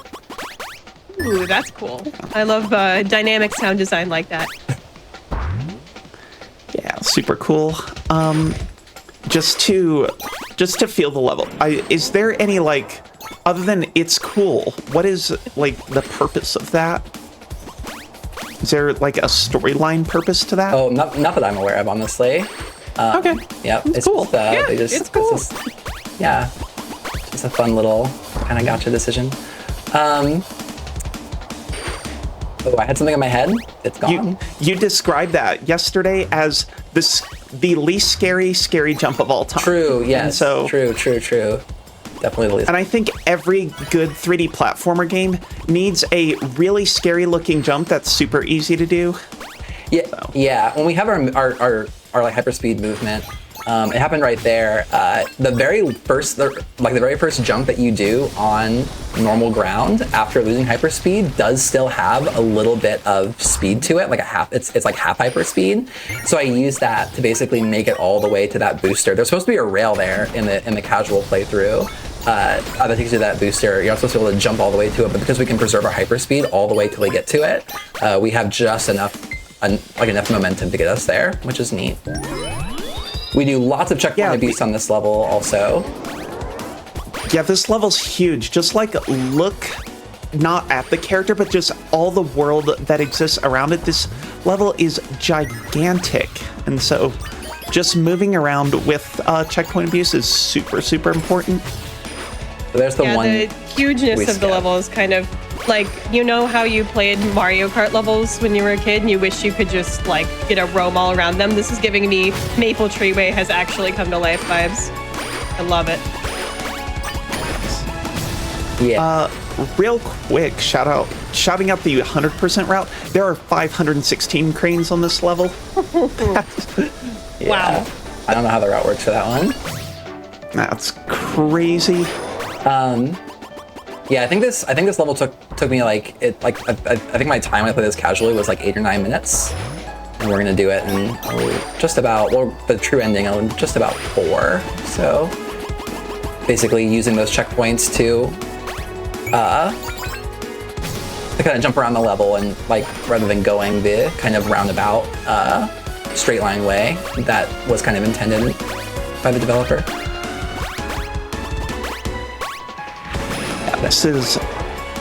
This section was really, really cool. Just overall, you've got the moon looming in the distance. That's kind of cool. Just the atmosphere of all of this is really neat. Yeah, you'll note the moon is getting closer and closer and closer to us as we progress upwards. I'm sure that won't matter in the future. Anyway, here's some tightrope walking. We're gonna go from this tightrope to this tightrope to this tightrope. Oh my gosh, I can't believe you're making contact there. Wow. Cirque du Soleil could never. No. Really? Should call me up. You want a tanuki? No, I'm afraid of heights. They shouldn't do that. Fair. Satan, we have to ask, have you ever had a tanuki on this show? I don't think so. I think this is going to be my first time. Yeah, I haven't had Super Mario 3D Land or anything like that before, and I can't recall any other games that feature tanukis. So yeah, this would be a first. Let's go. Repping the tanukis out here. Woohoo! This is World 6, which is Peak and Wanderlust. Hey, that's my name. Sorry. Perfect. This is where, as the notes say, the run kind of cools off, both figuratively and literally, being way up on a mountain above the cloud layer, which I think is very cool. But it also just calms down from the hyperspeed, insane movement that has been the last 3 chapters. So we're going to see a lot more precision platforming and things like that through this world. For example, this little section here, very similar to the tight roping.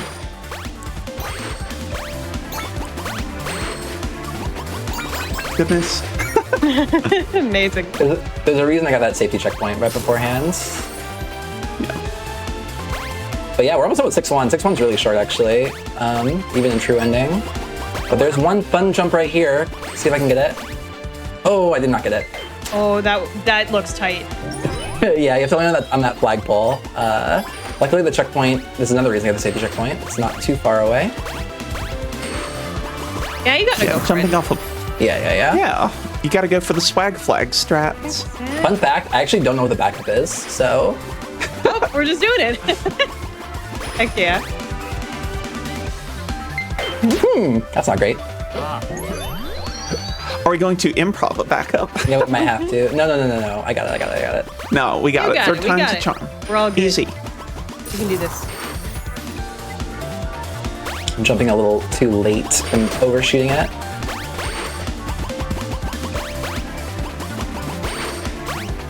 There we go. Yeah, There we woo! Nice. That puts into perspective just how precise everything in this run is. I mean, it's obvious when watching, but even more so, seeing that trick. Yeah, there's a lot of precision that just gets hidden by really, really good execution, so... Yeah. All right. That is the key for 6-1. Next level is the last one we actually get, are required to get the letters for to start. This is 6-2. Yeah. Once you get all the letters in 6 to 7, this World 7 plays just like any percent because there are no letters to collect. Yeah, these get. I guess the level does still remain, excuse me, a little large. Just looking out at the distance at the mountain, that's just It's pretty. Ooh. Yeah. Little water bubbles and everything. Don't know how they're unfrozen here, but that's fine. It's cold. I think we decided that they must not be water. Something with a lower freezing point. Oh, that would make sense. Liquid nitrogen. Helen 2 bubbles. But yeah, 6-2 on true ending is, I think, a lot more fun and interesting than 6-2 on any percent. Just because I think all of the little side paths you go down are a lot more interesting than any of the other. It's a pretty linear. Oop, I'm gonna do this. Never mind. This is silly. I forgot that I can do this. Ended up being slower, but we had to go for it anyway. Fun. It looked cool. Yeah, it's definitely cooler. Skipping the geyser there and just hopping on top of the gate to get to that purple booster. But yeah, there's a lot of just kind of straight line movement and just rails in the 80% route, and you get to go down all these cool side paths, which I think are a lot more interesting than anything else. So I like playing this level a lot more on true ending than 90%. This is gonna get section's really cool. Just zooming with hyper speed. Yeah, we're just going fast and we're trying to just land on these platforms. And yeah, there we go. We're home free. And then the fastest water bubble of all time, or that we're gonna jump out of early. And oh gosh, darn it. Oh, so close. Close. That's fine. Oh, I'm really far back. Okay, because I didn't get that. Oh no, because I went for the one strat and didn't get the checkpoint. Oh, because we jumped over the gate. You jumped off the gate. No. No. That's fine. That's fine. We don't have to do that again because it's gonna be faster because I can skip all of the side paths I went down. So again, we get some bonus 80% content. Woo, bonus 80%. Can't complain about more Lunasis. No, never. Yeah, I just picked up, Peak was asking for commentators, and I went, sure, this game looks fun. I just popped into the stream. It was 3D platformer movement stuff. What's there not to like about it? And you've got an adorable little protagonist and, hey, checkpoint. And as well, it's just got some really fun movement to it that follows a lot of cool speedrun principles, so it was cool. It's been really fun learning this for the last week or so. Yeah, if you huge props to you for jumping in on this 7 base. Huge. Just being yeah, let's go. Ace has been amazing. Ace has been amazing this past week. Really engaged, Thank you. I really appreciate her being willing to step in and learn the run. I was initially just asking for comms just for support and kind of banter and stuff, but she went all in. And I really appreciate all the explanations and stuff. Yeah, I want to enjoy. I want to know why other people like the things they do, because I think the other people around are really interesting and have a lot of cool things and like the stuff they do for good reasons. Yeah. If you like platformers, this is one of the very first speedruns I learned. When I was sort of felt like I was just getting into speedrunning still. I had done some before, but this was the first one, or maybe the second game I got really deep into. And it's definitely a really fun first speed game. I think if you're into 3D platformers, it's a pretty good length, especially the 80%'s only once you would do it in 30-40 minutes without a ton of grinding, and it's a really great game to learn to speedrun on. So if you're looking for a game, yeah, it feels very approachable as a game. You can either go for really difficult strats, cut every corner, etc., but it also feels like you can adjust the difficulty and take things a little bit easier if you need to. Absolutely. Which I think is really good for a speed game, not having to start off with the craziest strats of all time. Here's a life hack for folks looking to start accessible speed games. Pick indie games. They're usually a lot more accessible as speed games, I would say, than your big Super Mario 64s or whatever. Highly recommend picking a really cool indie game that you vibe with in terms of the way that you play and trying it out. Yes, run indie games. Yay for indie games. Yeah. Fun trick here, we're going to do a little spin and a short hop here, land right on the edge, do a spin jump, and land up there. Wow. That was impressive. I forgot that existed there. That was super cool. No room for error. Well done.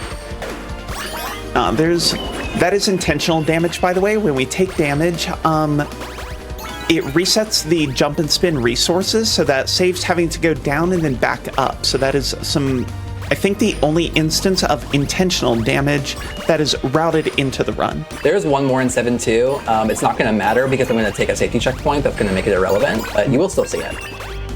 Okay, cool. Yeah, by the way, this is Moon and Infinity as the levels. We are now in space. I don't know why gravity... Space. We're in space. Space. I don't know why gravity works as it does, but for the purposes of platforming, I think it's good that it does. It's like a Rainbow Road situation. Don't worry about it. Sure. It's fine. Yeah, exactly. The whole universe is spinning like a centrifuge, so it's fine. There are some new... Oh my gosh, there are some new mechanics here, though. We have these purple platforms. Oh, dang. That was not intentional damage. That was not intentional damage either. I should probably stop taking damage. I have 1 health left. Yeah, that's at the top left. So yeah, those purple platforms keep your hyperspeed, but don't give it to you. So if you can stay on those, you will keep hyperspeed. Same thing with these disappearing platforms, and they also disappear. So that's fine. Yeah, they disappear very quickly as well. You do gain health back at the checkpoints. I don't have any other checkpoints in this run, so I really have to not hit enemies. I shouldn't, but, you know, weird things have happened. Yeah. These are like space reskins of some of the enemies we've had before, and then they're big. So they're extra... Some of them are just large, and it's kind of adorable. Like when things are larger or smaller than they should be. Then we're going to go to the normal goal, because again, there are no letters in the 7 and 7-1 and 7-2. You play them just like any percent. We've already gotten all of the stuff that we need to unlock true ending. Now we just need to finish beating the game, and then we'll get the final bonus stage. This is the last level in the base game. Yeah, Moon and Infinity, level 2. So this is going to go kind of retrospective for us. We're going to go through mechanics of all the previous 6 worlds. So we're going to first get... Potential damage. Okay, cool. Yeah. Excellent, thank you. We saw it. We found it. Yeah, so there's the geysers from Peak and Wanderlust. And then we're going to pop on these like tightrope rails again with all the flags. And then we're going to boost over to the World 5 section. So we're going to get a lot of the trees, the mushrooms, the aesthetic from all of that previously. And I really do like just retrospective style levels like this, where you just get to revisit everything you've done and like see it all packed together in a really cool movement section. Yeah, really cool Test trick. all your skills. Yeah, exactly. You gotta test all your skills and all the different mechanics, all the different skins. This is the safety checkpoint I'm gonna take that's gonna make the damage I took earlier irrelevant, but you're trying to hit a cycle here, because again, we're at World 4, which is all about cycles. And so if you do everything kind of like perfectly up to this point, then you'll get to this section at a specific time where you can hit these platforms without having to like stop your movement, basically. Nope.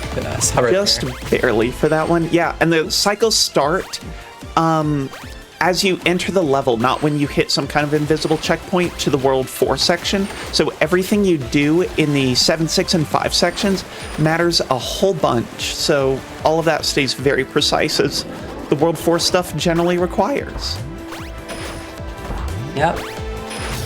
Nearly getting to the end. 3 with the bubbles. Nice little hyperspeed jump over, maintaining a bunch of speed through the whole thing, through the water bubbles and onto the umbrella platforms.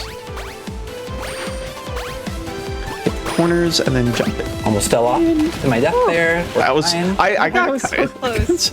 Great job. One more scary jump, land on that platform, and then we are really close to the end. Oh my goodness, wow. Shout out- What an incredible last level there. Yeah, we just have to get to our elevator up over here. Oh, crap. Oh. When was your last checkpoint? It's fine, that was on purpose. Just kidding, you don't need it. Intentional death. Nice. I feel so good because when I ran that same trick, you're skipping a cutscene there. if you hit the elevator, actually get on the elevator, you will get a 20-second cutscene that just watching you go up the elevator. But if you touch the elevator and die, then you skip the cutscene and just spawn where you would have did anyway. And when I ran this at Flame Fatales last year, the 80% run, I accidentally landed on the elevator. So I've been looking forward to a chance to redeem myself and actually execute elevator skip properly. So thank goodness. Let's go. Oops. Redemption. Yes, redemption. So hey, we're on 7X, which is the bonus level. Yeah, we are going to pick up the 4 Hana letters for the last time. We forgot to hire artists for this level, so everything is as if only developers created it.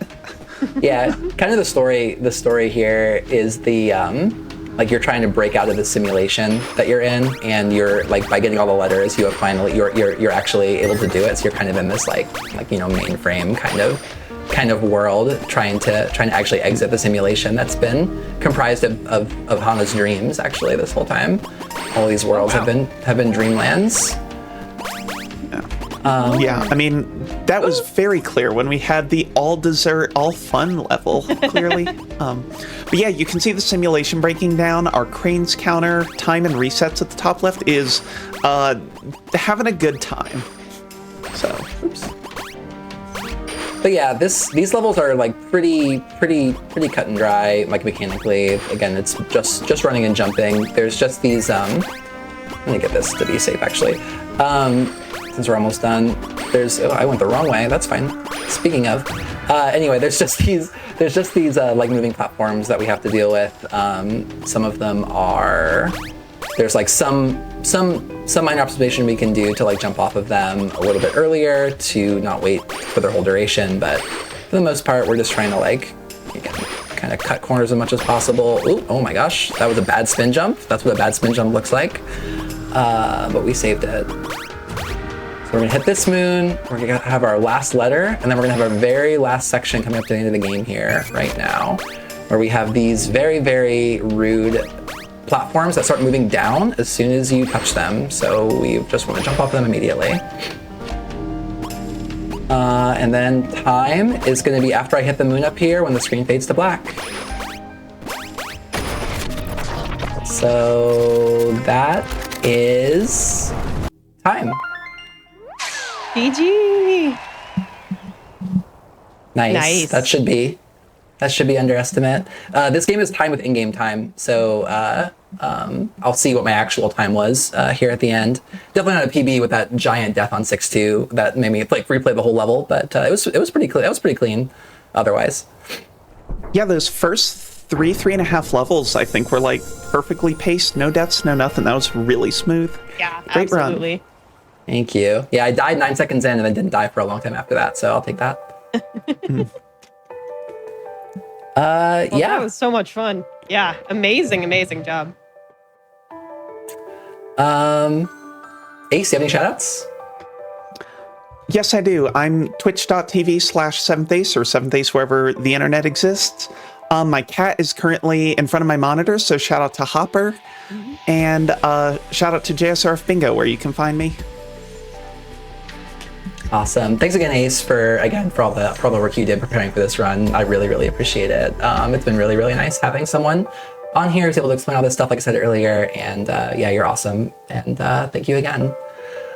This run was absolutely worth it. It was great. Yeah. Thank you. Yeah, for me, you can find me at twitch.tv/PeekandSeeSR. I stream on either Mondays or Tuesdays every week, and just doing speedruns, some casual content too, rhythm games, stuff like that. My shout outs, I want to shout out the whole Lunasis community. We have a Discord with a speedrun channel, and it's still a pretty active scene. So there's an update to this game actually coming out probably later this year. That's going to change some things and add a new playable character. So I know everyone's looking forward to that. So it's a great time to sort of get involved before that happens. Shout out to the Frame Fatales. Shout out to the Lady Arcaders. Shout out to all my friends and family who are watching, if you're out there. And then I also wanted to shout out another event going on right now, which is Forbidden 7, which is going on starting today all the way through Sunday. It's benefiting Little Warriors, which is a great charity. Definitely check them out. But that event's going on Twitch TV/Forbidden. I'm actually running Mika and the Witch's Mountain any percent unrestricted on Sunday for that event. So you can check that out too. And that's all from me. Thank you. Fabulous. Well, that was a mind-bending run of Lunistis. I enjoyed myself thoroughly, and amazing job, Peak. We are going to be back with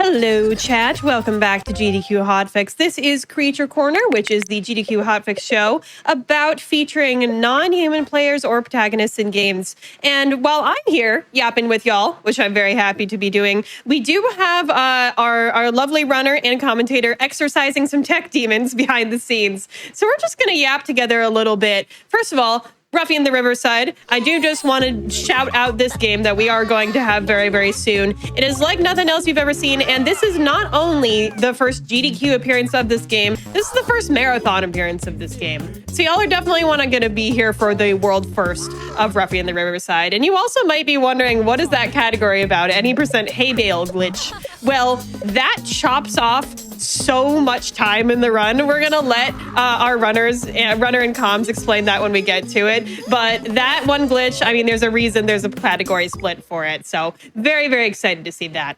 But before we actually get to our run, I wanted to talk a little bit about submitting to Games Done Quick, because I feel like it's not quite as well known how Hotfix actually works. We, go on this channel and we show y'all amazing runs every week without fail. And how does that even work? Well, sometimes we find you, we look at runs, we think they're really cool, and we approach you. But also, as I mentioned way back earlier in the Chicory run, you can submit to us. If you would like to submit runs to our shows, you can do so at gdq.gg/hotfix. And the really cool thing about the form that we have for that is that you can pick shows that you'd want to be submitted to, or you can just say, whatever show is good. Whoever wants this run can absolutely take it. This one was submitted specifically to Creature Corner and to other shows. So if you want to submit to my show, you can just note that down in there, and then I'll know, oh, okay, this person would like to be on my show. That's cool. Or again, you could just do any all. And I think it's really nice that we have this sort of always open submission portal. This is amazing for all these games that might just not fit as well into all of our charity events, maybe runs that are too long, too short, where the tech is different and strange. We've had a lot of cool stuff on Passion Project with like alternative controllers and things like that. Showcases, things that aren't even speedruns. We can do, rhythm game showcases. You could, submit anything creative you want to us and we'll consider it. So I wanted to just kind of talk about that for a second, because every single show or every single game that you're seeing tonight here on tonight's specific episode of Creature Corner, not only, of course, selected because they're really cool indie games, but because they were submitted through our forum at gdq.gg/hotfix. All three of these submitted through that forum. People said, I want this game. I want to show it off on the GDQ stage. I want to show it off on Hotfix. And then we did. So if you would like to be that person, please go ahead and do that. gdq.gg/hotfix. And if you haven't started learning a speed game, we just talked about this in Lunistis, pick up a game. If there's a game you really love to play, good chances are it'll be a good speed run too. So indie games are especially great because they're oftentimes quite a bit more accessible. The community is tighter. You get to talk to people and be even more collaborative than you might be in other scenes. And also, indie games tend to have a lot more accessibility features and make them a little bit, easier to speed run, easier to get into speed running. So highly recommend just picking up any game you love and trying to go fast, connecting with the speedrun community and submitting to us. But yeah, while we do a little bit more tech exorcising, we can also talk a little bit about Creature Corner. So if y'all remember, this show started about a year ago here on Games Done Quick. We passed our year-long anniversary back in March, and it's almost about to be May. Oh my goodness! So that's pretty cool. And I wanted to let y'all know about a little known fact about the show. This was not the only pitch that I submitted to GDQ. I submitted this show, and then I submitted a show about older runs, about nostalgic runs from, however many years ago, or series with older installments would also be eligible. And actually, in my mind, I was like, they're probably going to take that one, right? Everybody loves an oldie. Oldies are goodies. But then they came back and they were like, we want the animals. And I was just overjoyed to hear that because I think this show's so fun and special. So thank you, GDQ, and thank you, chat, for letting me put on this really cool show for more than a year now. I haven't really been able to say that, but I've been really enjoying running Creature Corner. This is an incredible show and place to show off all these amazing games. And I think it's just really fun and special to celebrate those games with a different perspective. A lot of the games that we play these days, center around human experiences, human abilities. And while that's relatable, I think it's even more sometimes relatable to go beyond that and to explore a new side of existing and exploring the world, because I think that can teach us a lot about ourselves. But yeah, so that's my little yap. Save the animals is always popular. Exactly. Everybody loves animals. Everybody loves creatures. Chat, if you have a favorite creature, put it in chat. And rare Q&A. If you want a Q&A with the host of Creature Corner and just GDQ staff in general, ask me questions. We're just yapping for a little bit until we come back. So if y'all would like to give me any questions in the chat, go for it. I'll also, of course, remind y'all that we are doing some really cool stuff with SGDQ coming up soon. That approaches every day. Every day we get closer and closer. Summer Games Done Quick 2026, live in Minneapolis, Minnesota from July 5th to the 11th. And you can also visit gdq.gg to learn more or register for the event. Registration is still open. Definitely come by and see us. And you can stay tuned for the games list coming out tomorrow, May 1st. Oh my goodness. That's another thing. If y'all have any runs you want to see at SGDQ that you were hoping to see at SGDQ, let us know. Or any of the ones we've already revealed on our socials. Who's looking forward to Slay the Spire 2? That's going to be really hype. Or another creature game, the opener for the marathon is going to be Donkey Kong Country 2 by Ryan Ford. Oh, can't wait. That's going to be so much fun. So if you want to see any of those, let me know what you're looking forward to. When it's releasing the Creature Corner Bestiary. Oh, that would be so cool to catalog all the protagonists from all the games that we've shown. Oh, that would be awesome. That's such a good idea. If y'all make Creature Corner fan art, by the way, please send it to me. Send it through the GDQ. Send it through the GDQ Discord. If you make any fan art for GDQ just in general, or Creature Corner, or any of our mascots, I love our mascots. By the way, huge passion for the mascots. Send it through there. I love to see art. What is my favorite creature? That is a really good question. Oh, the keyboard, yeah.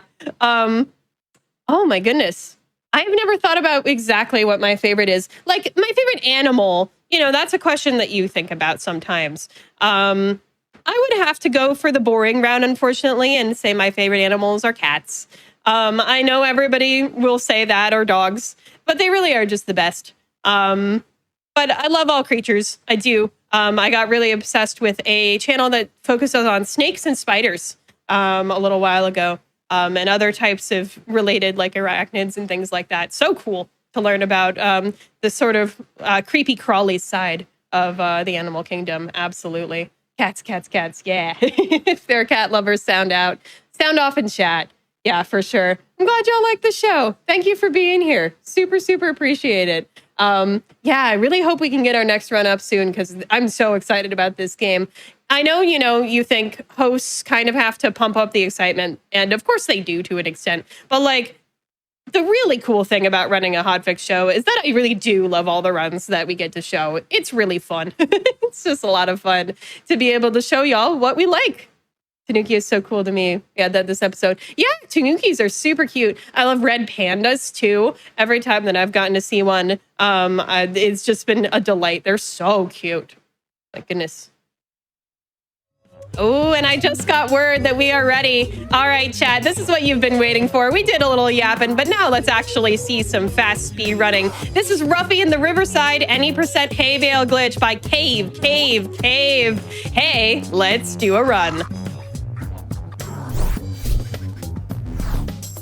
Oh, is that our turn? Yep. Go ahead and talk. What's up? I'm Cave, and today I'm going to be running Ruffy in the Riverside any % hay bale skip. We'll explain a little bit about what hay bale skip is, but first I'd like to introduce my guest commentator, Spicy Tacos. Yeah, my name is Spicy Tacos, and I've been running this game on and off since it came out about a year ago, and this is actually the first time we get to showcase it at a marathon event. So this is really exciting. For sure. With that, there's not a whole lot of prelude. This is basically a puzzle game collectathon. We're skipping most of the collecting, and we're doing very minimal puzzles due to some of the skips. But we're just going to go ahead and jump right in and sort of talk about it as we go through. So with that, we can go ahead and start the timer in 3, 2, 1, start. So, appreciate it. So, Ruffy in the Riverside, the main mechanic is we can swap textures between different objects, so that way we can, turn waterfalls into vines that we can climb on. That's sort of it. We're just going to be switching colors around, textures. In the more recent updates, the devs did add dialogue skipping and cutscene skipping, which is great because that alone saved like 30 minutes on the run. But the biggest time save of the run was actually found by this guy, Wheat Dejani. So big shout out to him. But I'm going to let Spicy Tacos talk a bit about everything that goes into the hay bale skip while I get there, because this beginning bit is just more swapping tutorial stuff.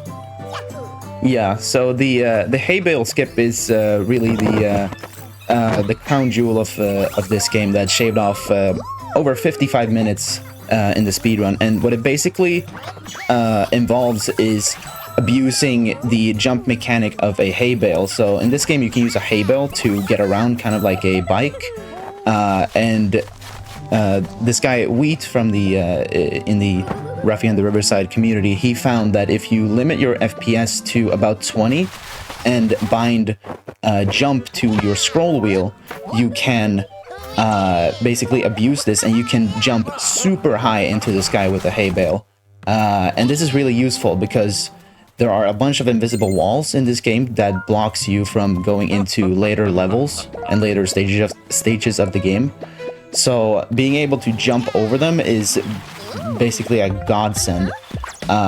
So we're just gonna use this hay bale and go to a specific spot that we're gonna jump over. There's gonna be an edge here, and if you go over it, you're gonna hit a death plane and die. But we're gonna limit our FPS and start jumping. So this is just a really high jump, the first one, and should be, there we go. Super high jump that just skips basically everything and jumps over an invisible wall. Nice. Sometimes if you go too high, you just face through the floor. So glad I didn't go too high. Yeah.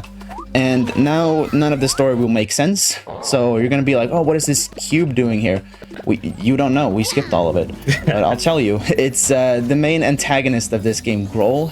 It's basically a Rubik's Cube or something that wants to destroy Riverside.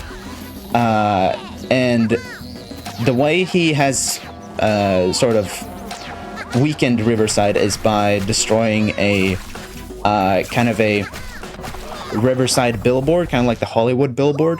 And when he destroyed it, it also destroyed a sort of shield force field around the town. And our job is to find the letters to spell Riverside.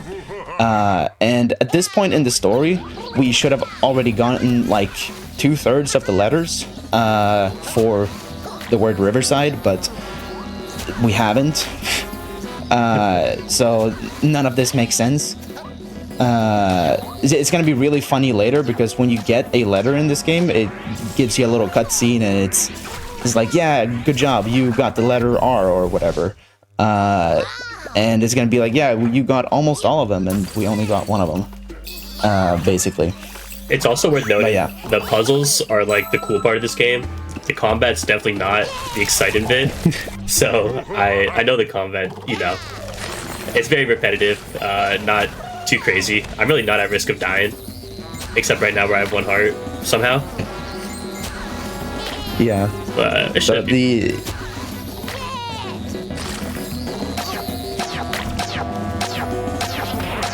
And it was also found that you can attack Grohl immediately when he goes down like that. Before we didn't know that, and we waited like a whole extra cycle for his attack to finish. But we realized that you don't have to do that. So that also saves a few seconds every cycle. Almost forgot math there for a second, I'm not gonna lie. It's hard to remember math in the middle of a speedrun, honestly. Really, I should just remember where to put them and not worry about having to do the math. It's kind of on me. So true. But yeah, the fight is mostly a lot of waiting around for him to just get to the point where you can attack him. You do have two different attacks. You have a spin move, and then you have regular punching. For Grohl, I think the spin move is faster. This is going to be one other boss fight we do, where I do think regular punching is faster. But most of the run in here is just the puzzling. Do they do different damage, those two, or is it just an animation difference? It's like equivalent of doing 3 hits, and for some reason, I think the damage for like the regular hit is different for different bosses. Again, this community is basically just me, Spicy, and Wheat. And you know, me and Tacos, we both primarily play other games. So we kind of just, whenever Wheat finds something crazy, we both jump in, get runs using that tech, and then, you know, go back to regularly scheduled program. Here, we are doing Current of Colors, which our goal is just going to be to color Grohl with the different colors that are being tracked at the top. There's a really interesting routing for this, potentially, depending on... that's orange again, that's so sad. There's red.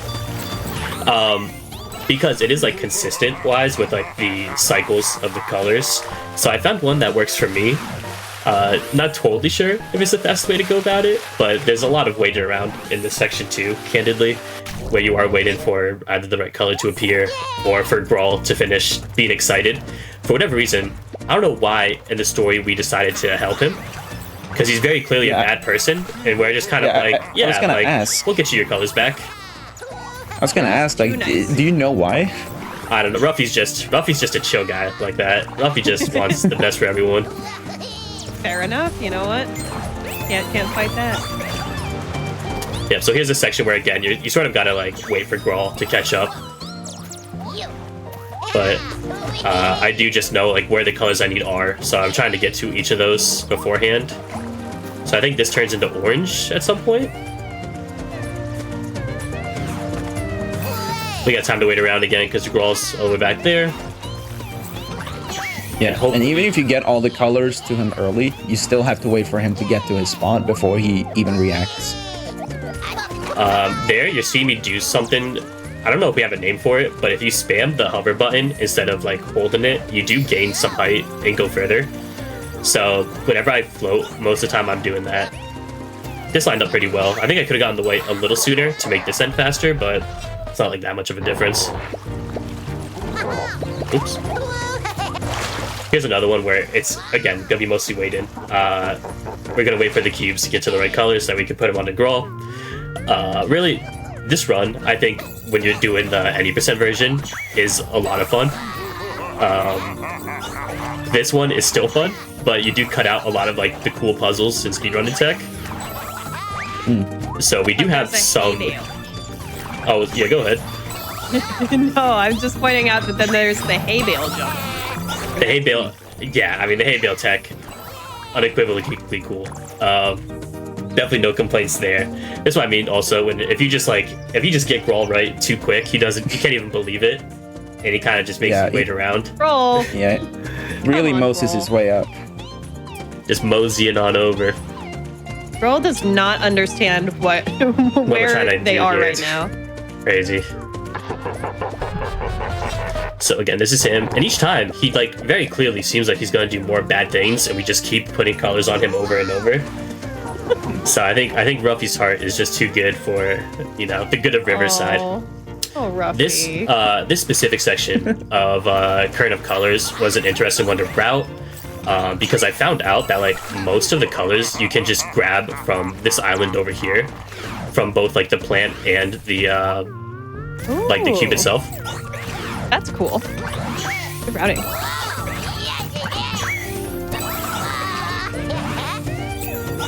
Yeah, this game's just like mechanics are super unique in general. Yeah, I've never seen anything like it. So when I saw this on Steam, I was like, yeah, I'm gonna pick this up, and it was worth it. It's really, really cool.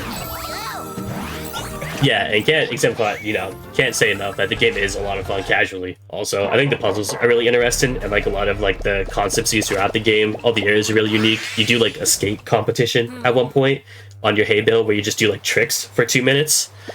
And then you cheat your way to win, where you swap like your competitors' numbers around. Oh, that's funny. Yeah, a lot of like really like, you know, funny bits in the story. To like, honestly, it's a lot of cheating. Like for the flower competition, you like spy on the judges to find out their favorite colors, so you cheat there. You kind of Ruffy maybe isn't the best, you know, character. He's helping out the bad guy. He's constantly cheating on his adventure. Yeah, to try wait to a save the minute. city. I feel like, yeah, maybe we should have a different interpretation of Ruffy. Are we the villain? Are we the bad guys? Here's another use of swapping the textures around. So there I copied lava to burn down this wooden post. Sorry. Between it being late and me being sick, it's gonna be a rough one, but we persevere. You're doing great.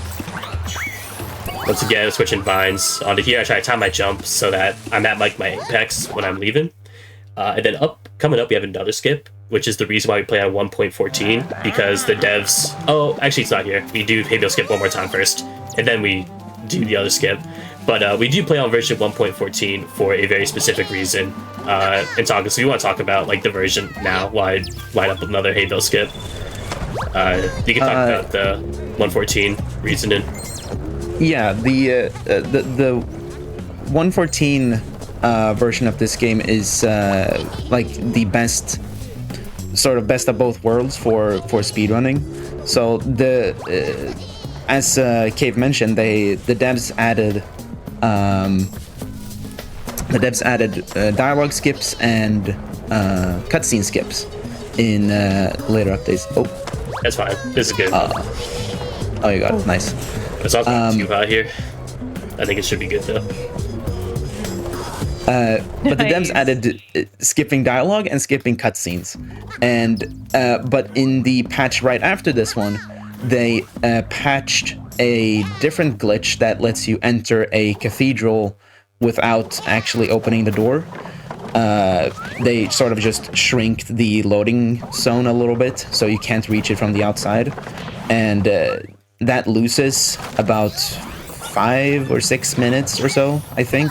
Yeah. If you were to open the door the normal way. So we want to play on 1.14, so we get the skipping of dialogues and cutscenes, and being able to enter the cathedral that you're gonna see later early. There, you also saw me do literally the one instance of ground pound in this game. You like never need it anytime else. You'd use it like once in the entire game. Here we're rescuing the little, I don't remember what they're called, e-toys, something like that, the toys. We're rescuing all of them for this leader just ahead of time, so that when we go talk to him, we just double talk to him, and we are just the fastest heroes in the world. So it's all, again, just different puzzles, like using weight properties of stuff you're switching around, switching all the colors into the proper place. So a lot of fun to route and sort of figure out, the best way to go about saving all of them. And actually, my favorite part of the run is these sections up here. The one we're about to do, I think. I mix up, because of like the hay bale skip in this category, I constantly mix up like what I'm doing. But I think this section comes as my favorite. Here we get our first use of teleporters, where you can change the color that's on them to change where you go. And we are actually heading to our first instance of actually getting the letter. So Taco's talked a bit about that before.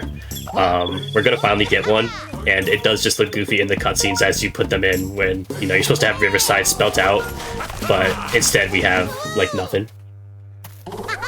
Alright, yeah, so this is my favorite section. It's a lot of fun to route out. Wow. So this is my favorite section. A lot of fun to route out. Like nothing ever happened. Yeah, I don't. It's actually stream delay. That's gotta be it. But Yeah, totally. RNG manipulation. yeah, I think the frame rate thing still might be bugging. Which is something to note, that because me and Tacos are really the only people running the game, we kind of just said, like, sure, why not, when it comes to this category. Like, let's use these tools, make it go faster. We do have the 2 categories. We don't have them tracked on the leaderboard yet, mostly because with just us two, again, we've been pretty lenient about moderating and, you know, getting stuff organized. But, you know, for people interested in running and you want to join the Discord and have, like, opinions on, you know, how we should split categories up, you know, we're certainly happy to do that. Also waiting for the first Brave Soul to run 100%, where you do gotta go and collect everything. Always tough. I've been thinking of what that would look like, and it's this game has a very long list that you could add to a 100% checklist. It's quite impressive, actually. But here's the first letter, letter I. So this should have been, I think, the second to last letter. I think the last letter we're getting is V. So yeah, we should have everything spelled out except for Like, go for the dump skip. Riverside. Oh, yeah. Okay, it's fine. We saved it. Nice save. Nice save. Like, doing that doesn't even save time. There, you did see where I jumped into sort of this section without the door being opened. So that's why we play on 1.14 specifically, because like Taco said, we're getting all the cutscene skips, but then we can still sort of rush it here and, you know, jump in without having to do all the other preliminary stuff.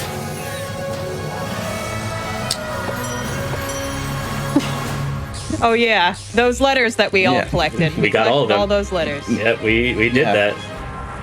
The sequence breaking in this game is very funny, because the game, like, if you get somewhere, the game just immediately assumes you did everything else. Like, there's really, like, they built some high walls and were like, this is good enough. But to their credit, it really is. Like, I mean, the fact that we have to resort to, like, 2 different, like, third-party tools to, like, you know, get this amount of game breaking stuff in is, I mean, maybe tall walls are the solution. Anyways, here's Grawl, who is doing bad things after we helped him. What? Really? I can't believe that. Yeah, there's like a world core or something that like keeps the peace, and Grawl is like very set on getting it for himself. Hi, Troll. So he actually goes and breaks this place because he's like, oh, you're spelling again, huh? Anti-literacy cube. You hate to see it. He is not for the children. So here, our athlete friend, he spills his energy drink down to save us. So I'm gonna copy Vines onto his energy drink, and I crawl up the back because I think it actually triggers the cutscene faster. Shout out Snoko. He kind of just introduces himself randomly. Like, even if you play the whole story, to be honest, like, it still doesn't make a whole lot of sense. I think in some of the later updates, the devs even cut out a bunch of dialogue, but it's still a fun game. I also have a stamina bar. If you collect coins, it will keep your stamina up. So if you ever see me like beat up on like grass or like small animals, it's because I'm trying to like get more coins so I can just keep sprinting. Anyways, this is also our friend Celia, who does get introduced a bunch, but because we like did not interact with any story elements, we don't see that. So we're going back, and instead of doing hay bale skip, we actually have a rail here, which we can now grind on because the game assumes that we should have already had this here and built out. So we're done with hay bale skips, and with that section in general, we're kind of on to like the last gauntlet. Also, I'd also like to add that that's the specific hay bale we use in this run is the only time I think a hay bale there's a hay bale just sitting there that we can use. Because normally in the story you're supposed to be like, oh, there's this this rail here, we can't use it, so we better go to this farm and get a hay bale. But there is just a hay bale sitting here in the beginning of the game. Oh my so gosh. if that hay bale wasn't there, we rob a hay bale from someone too. We are like not a good person.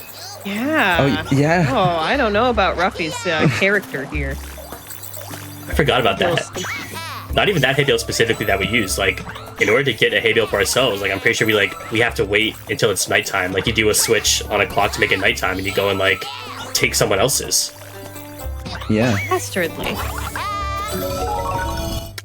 So here we do a little sequence breaking with the puzzles. You're meant to like use all of these different colors, but if you just use green twice, but like at different times, you're able to climb up this. And then I want to do this fast enough that I can reuse green in the next section, which I did not do, but I can just grab it from here. Because you're meant to then again use all the colors right here to sort of build out a staircase. But if you just turn this one green, hop on the platform ahead of time, you're able to get where you need. And then using sort of the sprint and flutter jump, you're able to get across. Ooh, nice. And open up this last door. And then coming up we have our next boss fight, which is Cilia, who is normally a very, very good turtle, but Grawl corrupted her mind, something like that. Yeah, made her evil. Yeah, somehow made her evil. So we gotta go beat the good back into her, because Ruffy is a good person to do that. As we're all discovering sort of together during this run.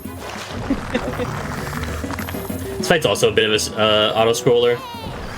Mostly just walk side to side.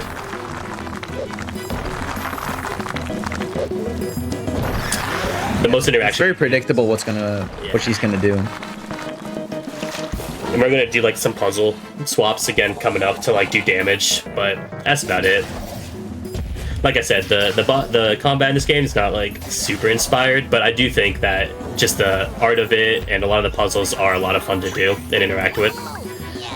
This is also the point in the game that is scariest to die in if you're doing a run, because a death here makes you like restart the entire fight. So like taking a death in phase 3 is just run killing if you're trying to get like a really good time. Obviously if you're just trying to do a run, it's not all that bad. I feel like sometimes having a more sort of like chill or accessible section is nice in some speedruns though, especially if like this is one of your, you know, flagship early speed games that you're learning. It's nice to have those times where you can just chill out between the hard stuff. Absolutely. And again, like the regular 80% run when you're not doing the hay bale skip nonsense is super accessible, easy to learn, I think. It's mostly just like memorization, like, which if you have notes on your side, that sort of handles that. Notes, underrated thing in speedrunning. I feel like people don't even know that a lot of speedrunners have those notes open, but yeah, totally. No, there's use that to help you. Yeah, there's like a Lost Woods-esque section, and I just have like in my notebook just the like pattern written down, and I just refer to that every time I get to that section because I refuse to commit it to memory. Whatever helps. That is one angry turtle. Which is a shame because she really isn't. You know, this is not representative of Cilia. She's a much better turtle than this. Poor creature. She is like the one instance of like an actually good moral person in this game. I think most other characters, they do have some, you know, questionable ethics. I think. Never really thought about it too much until this specific stream. Pretty shocking. Doing a GDQ run brings these questions out of you. We gotta get to the bottom of it. Who are the investigative journalists in Riverside, and what have they been up to? Here we're just doing a lot of cutscene skipping. We're gonna have an Indiana Jones-esque section. Oh, always fun.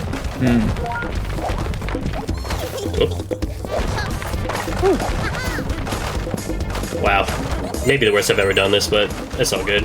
Who's watching? It looks tricky. I mean, things coming at you.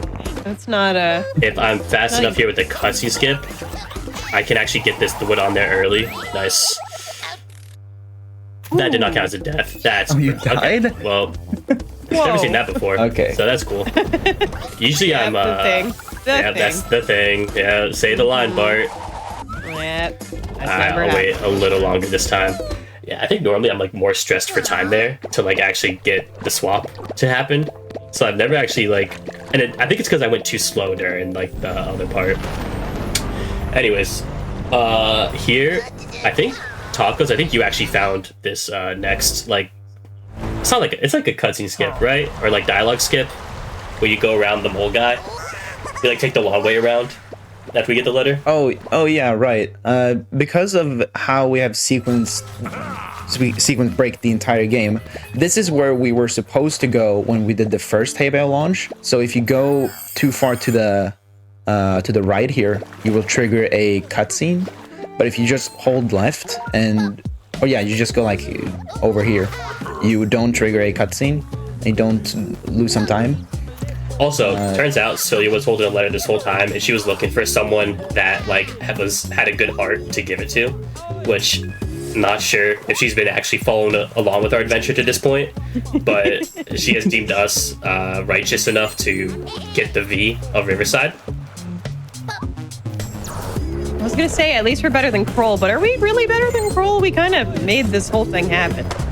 I don't know. Yeah, I mean, Grohl definitely started it, but we're not necessarily like helping the cause for sure. I have messed around with doing like the frame swap here super briefly to like jump up this mountain, but like if you go too high, you just end up like losing more time than you spend anyways, so it's really not worth it. But there's also, for whatever reason, they explained to me in a tweet once, because they're like a smaller studio, like they said why some cutscenes you could skip, some you couldn't. So this one we do kind of just have to sit through. I think they just want to give Snoko screen time. Look at him.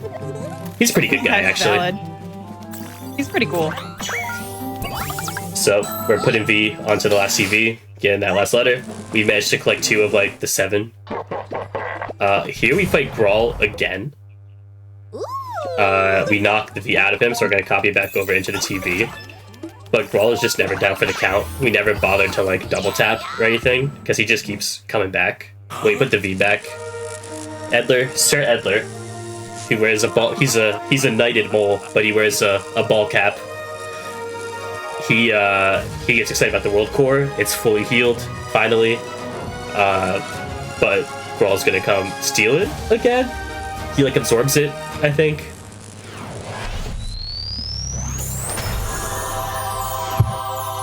Like I said, even casually, story didn't make a whole lot of sense, but it's a fun game. and the speedrun's fun, so.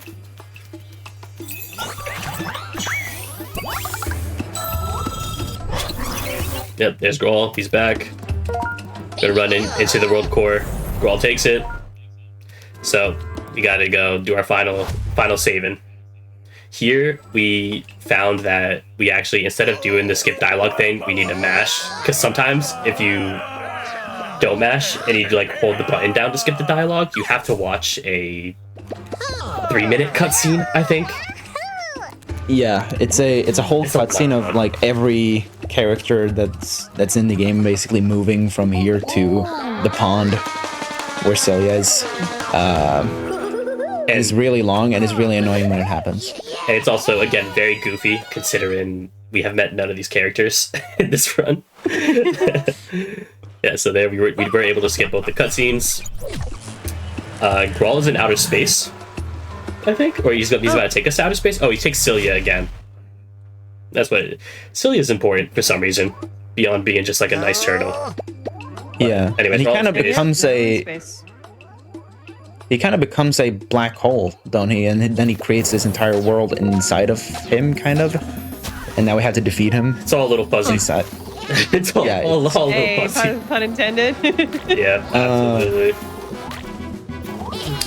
So here we have another just sort of, same fight we did earlier. He just spits out a few more balls than the last time. Last time was just 3. Now we gotta walk in circles a little longer. I do love the art style. It's a good time to bring up Ruffy's general looks. Yeah, I was gonna say that run cycle is really fun to watch, so I'm definitely not complaining. Oh, so Okay, I mean, it's fine because I can punch him here. Grawl sometimes likes to have really messed up hitboxes. There's also a lot of... There are, like, glitches in this fight specifically that me and Tacos and Wheat have no idea what causes them. Sometimes, they're in this part, you can, like, knock out 2 health bars in, like, one phase. We're not really sure why. And then, not to spoil that there's, like, a second phase to this final boss, because I know everyone here is edge of their seat to see how we wrap up this story. But, you know, in the second part of this boss fight, we're gonna have to, like, swap ice onto Grawl to, you know, hit him and start doing damage. And sometimes you're able to, like, maintain the ice texture on him so that you can, like, recopy and essentially, like, skip an entire phase. We have no clue what causes that. In my record run, I got it. So now, like, my record run is just kind of, like, untouchable because I got a glitch that we don't know how to recreate. It'd be like that. It just be like that. Yeah. Also here, there's a big twist in the story, I guess. Grawl the cube was actually Grawl the glove. Is Master Hand from Smash Bros. Makes an appearance. Yeah, he turns into a hand, or yeah. Yeah, I guess so. The true Grawl. So here we're gonna steal ice away. I might have gotten it. No, I didn't. It kind of looked like it for a second. Before he teleported away, it seemed like the ice texture was... Maybe that's it. You have to, like, wait for him to, like... Like, you can't rush him. Maybe that's how you do it. I don't know. We'll look into it. Or Lab Or and we won't. Live on GDQ. Yeah. Anyways, here's the world core, I think. We're just gonna disrespect it and stand on it to dodge these flames while we wait for him to do another ice attack so that we can copy that and use it to attack him.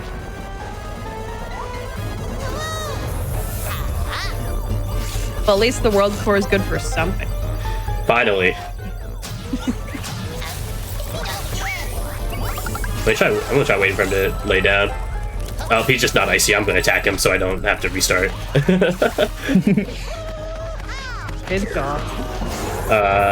Yeah, so like I said, the game definitely is a little buggy, but you know, when you get small indie studios, I mean, they poured a lot of time into the art, gameplay secondary. We're here to just look at our little friends. Who also, the bee is Pip. I don't know if that's been brought up yet because we've been skipping dialogue a lot, but the bee is Pip, and that's our friend. Shoutouts to Pip. Shoutouts to Pip. And then here's the last scary bit in the game. We need to break open these stones to try to find ice. So a bit of RNG, but then also I gotta not get crushed by any while I'm trying to do this, or else it just auto kills me. That's stressful. Yeah, it definitely just like while you're like not paying attention, trying to get the ice. Sometimes it can sneak up on you. But anyways, here we find out that Sir Edler was actually in the glove this whole time. What? Which again, I don't totally remember why or how. I don't know if Sir Edler was like in leagues with Grawl. It's not really explained either. Again, just story stuff. You know, Ruffy in the Riverside story being Ruffy in the Riverside. Lots of like evil and bad characters in this game. The only one who's not bad is Cilia. Shout out to Cilia. Snoko's probably good. I mean, he's an athlete, Yeah. which I guess you never know, but... Here, we just need to talk to everyone. And then we finish off talking to Cilia. And time is going to end for, like, the last dialogue that comes up. So I'm just going to say now, like, really abruptly. I really don't have, like, a good way to kind of cue it up.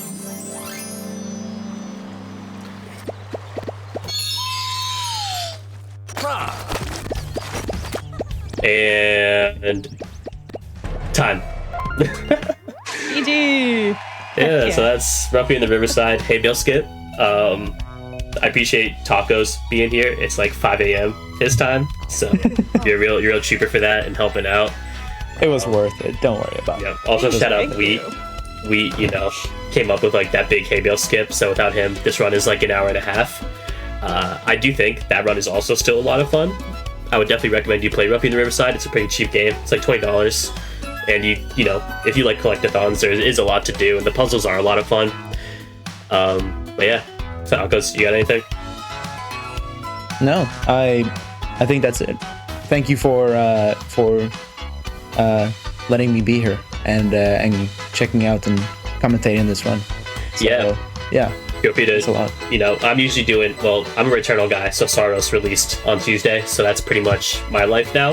Tacos, he's a big Fallout speedrunner, so if you're into Fallout speedruns, check him out as well. And yeah, thank you for having us, Satan. We appreciate it. Yeah, of course. That was tons of fun. And yeah, go check out both of these folks. Thank you for staying up so late to be here and showing us your super cool game. That was a fantastic run. I love hay bales. And of course, if you missed out on Out of the Box or Creature Corner, stay tuned as we replay both of today's shows after this. And tune in tomorrow at 7 p.m. Eastern for Fast Travel and a special episode of Speedruns Today. Also, happy Games List Eve. Stay tuned for that tomorrow.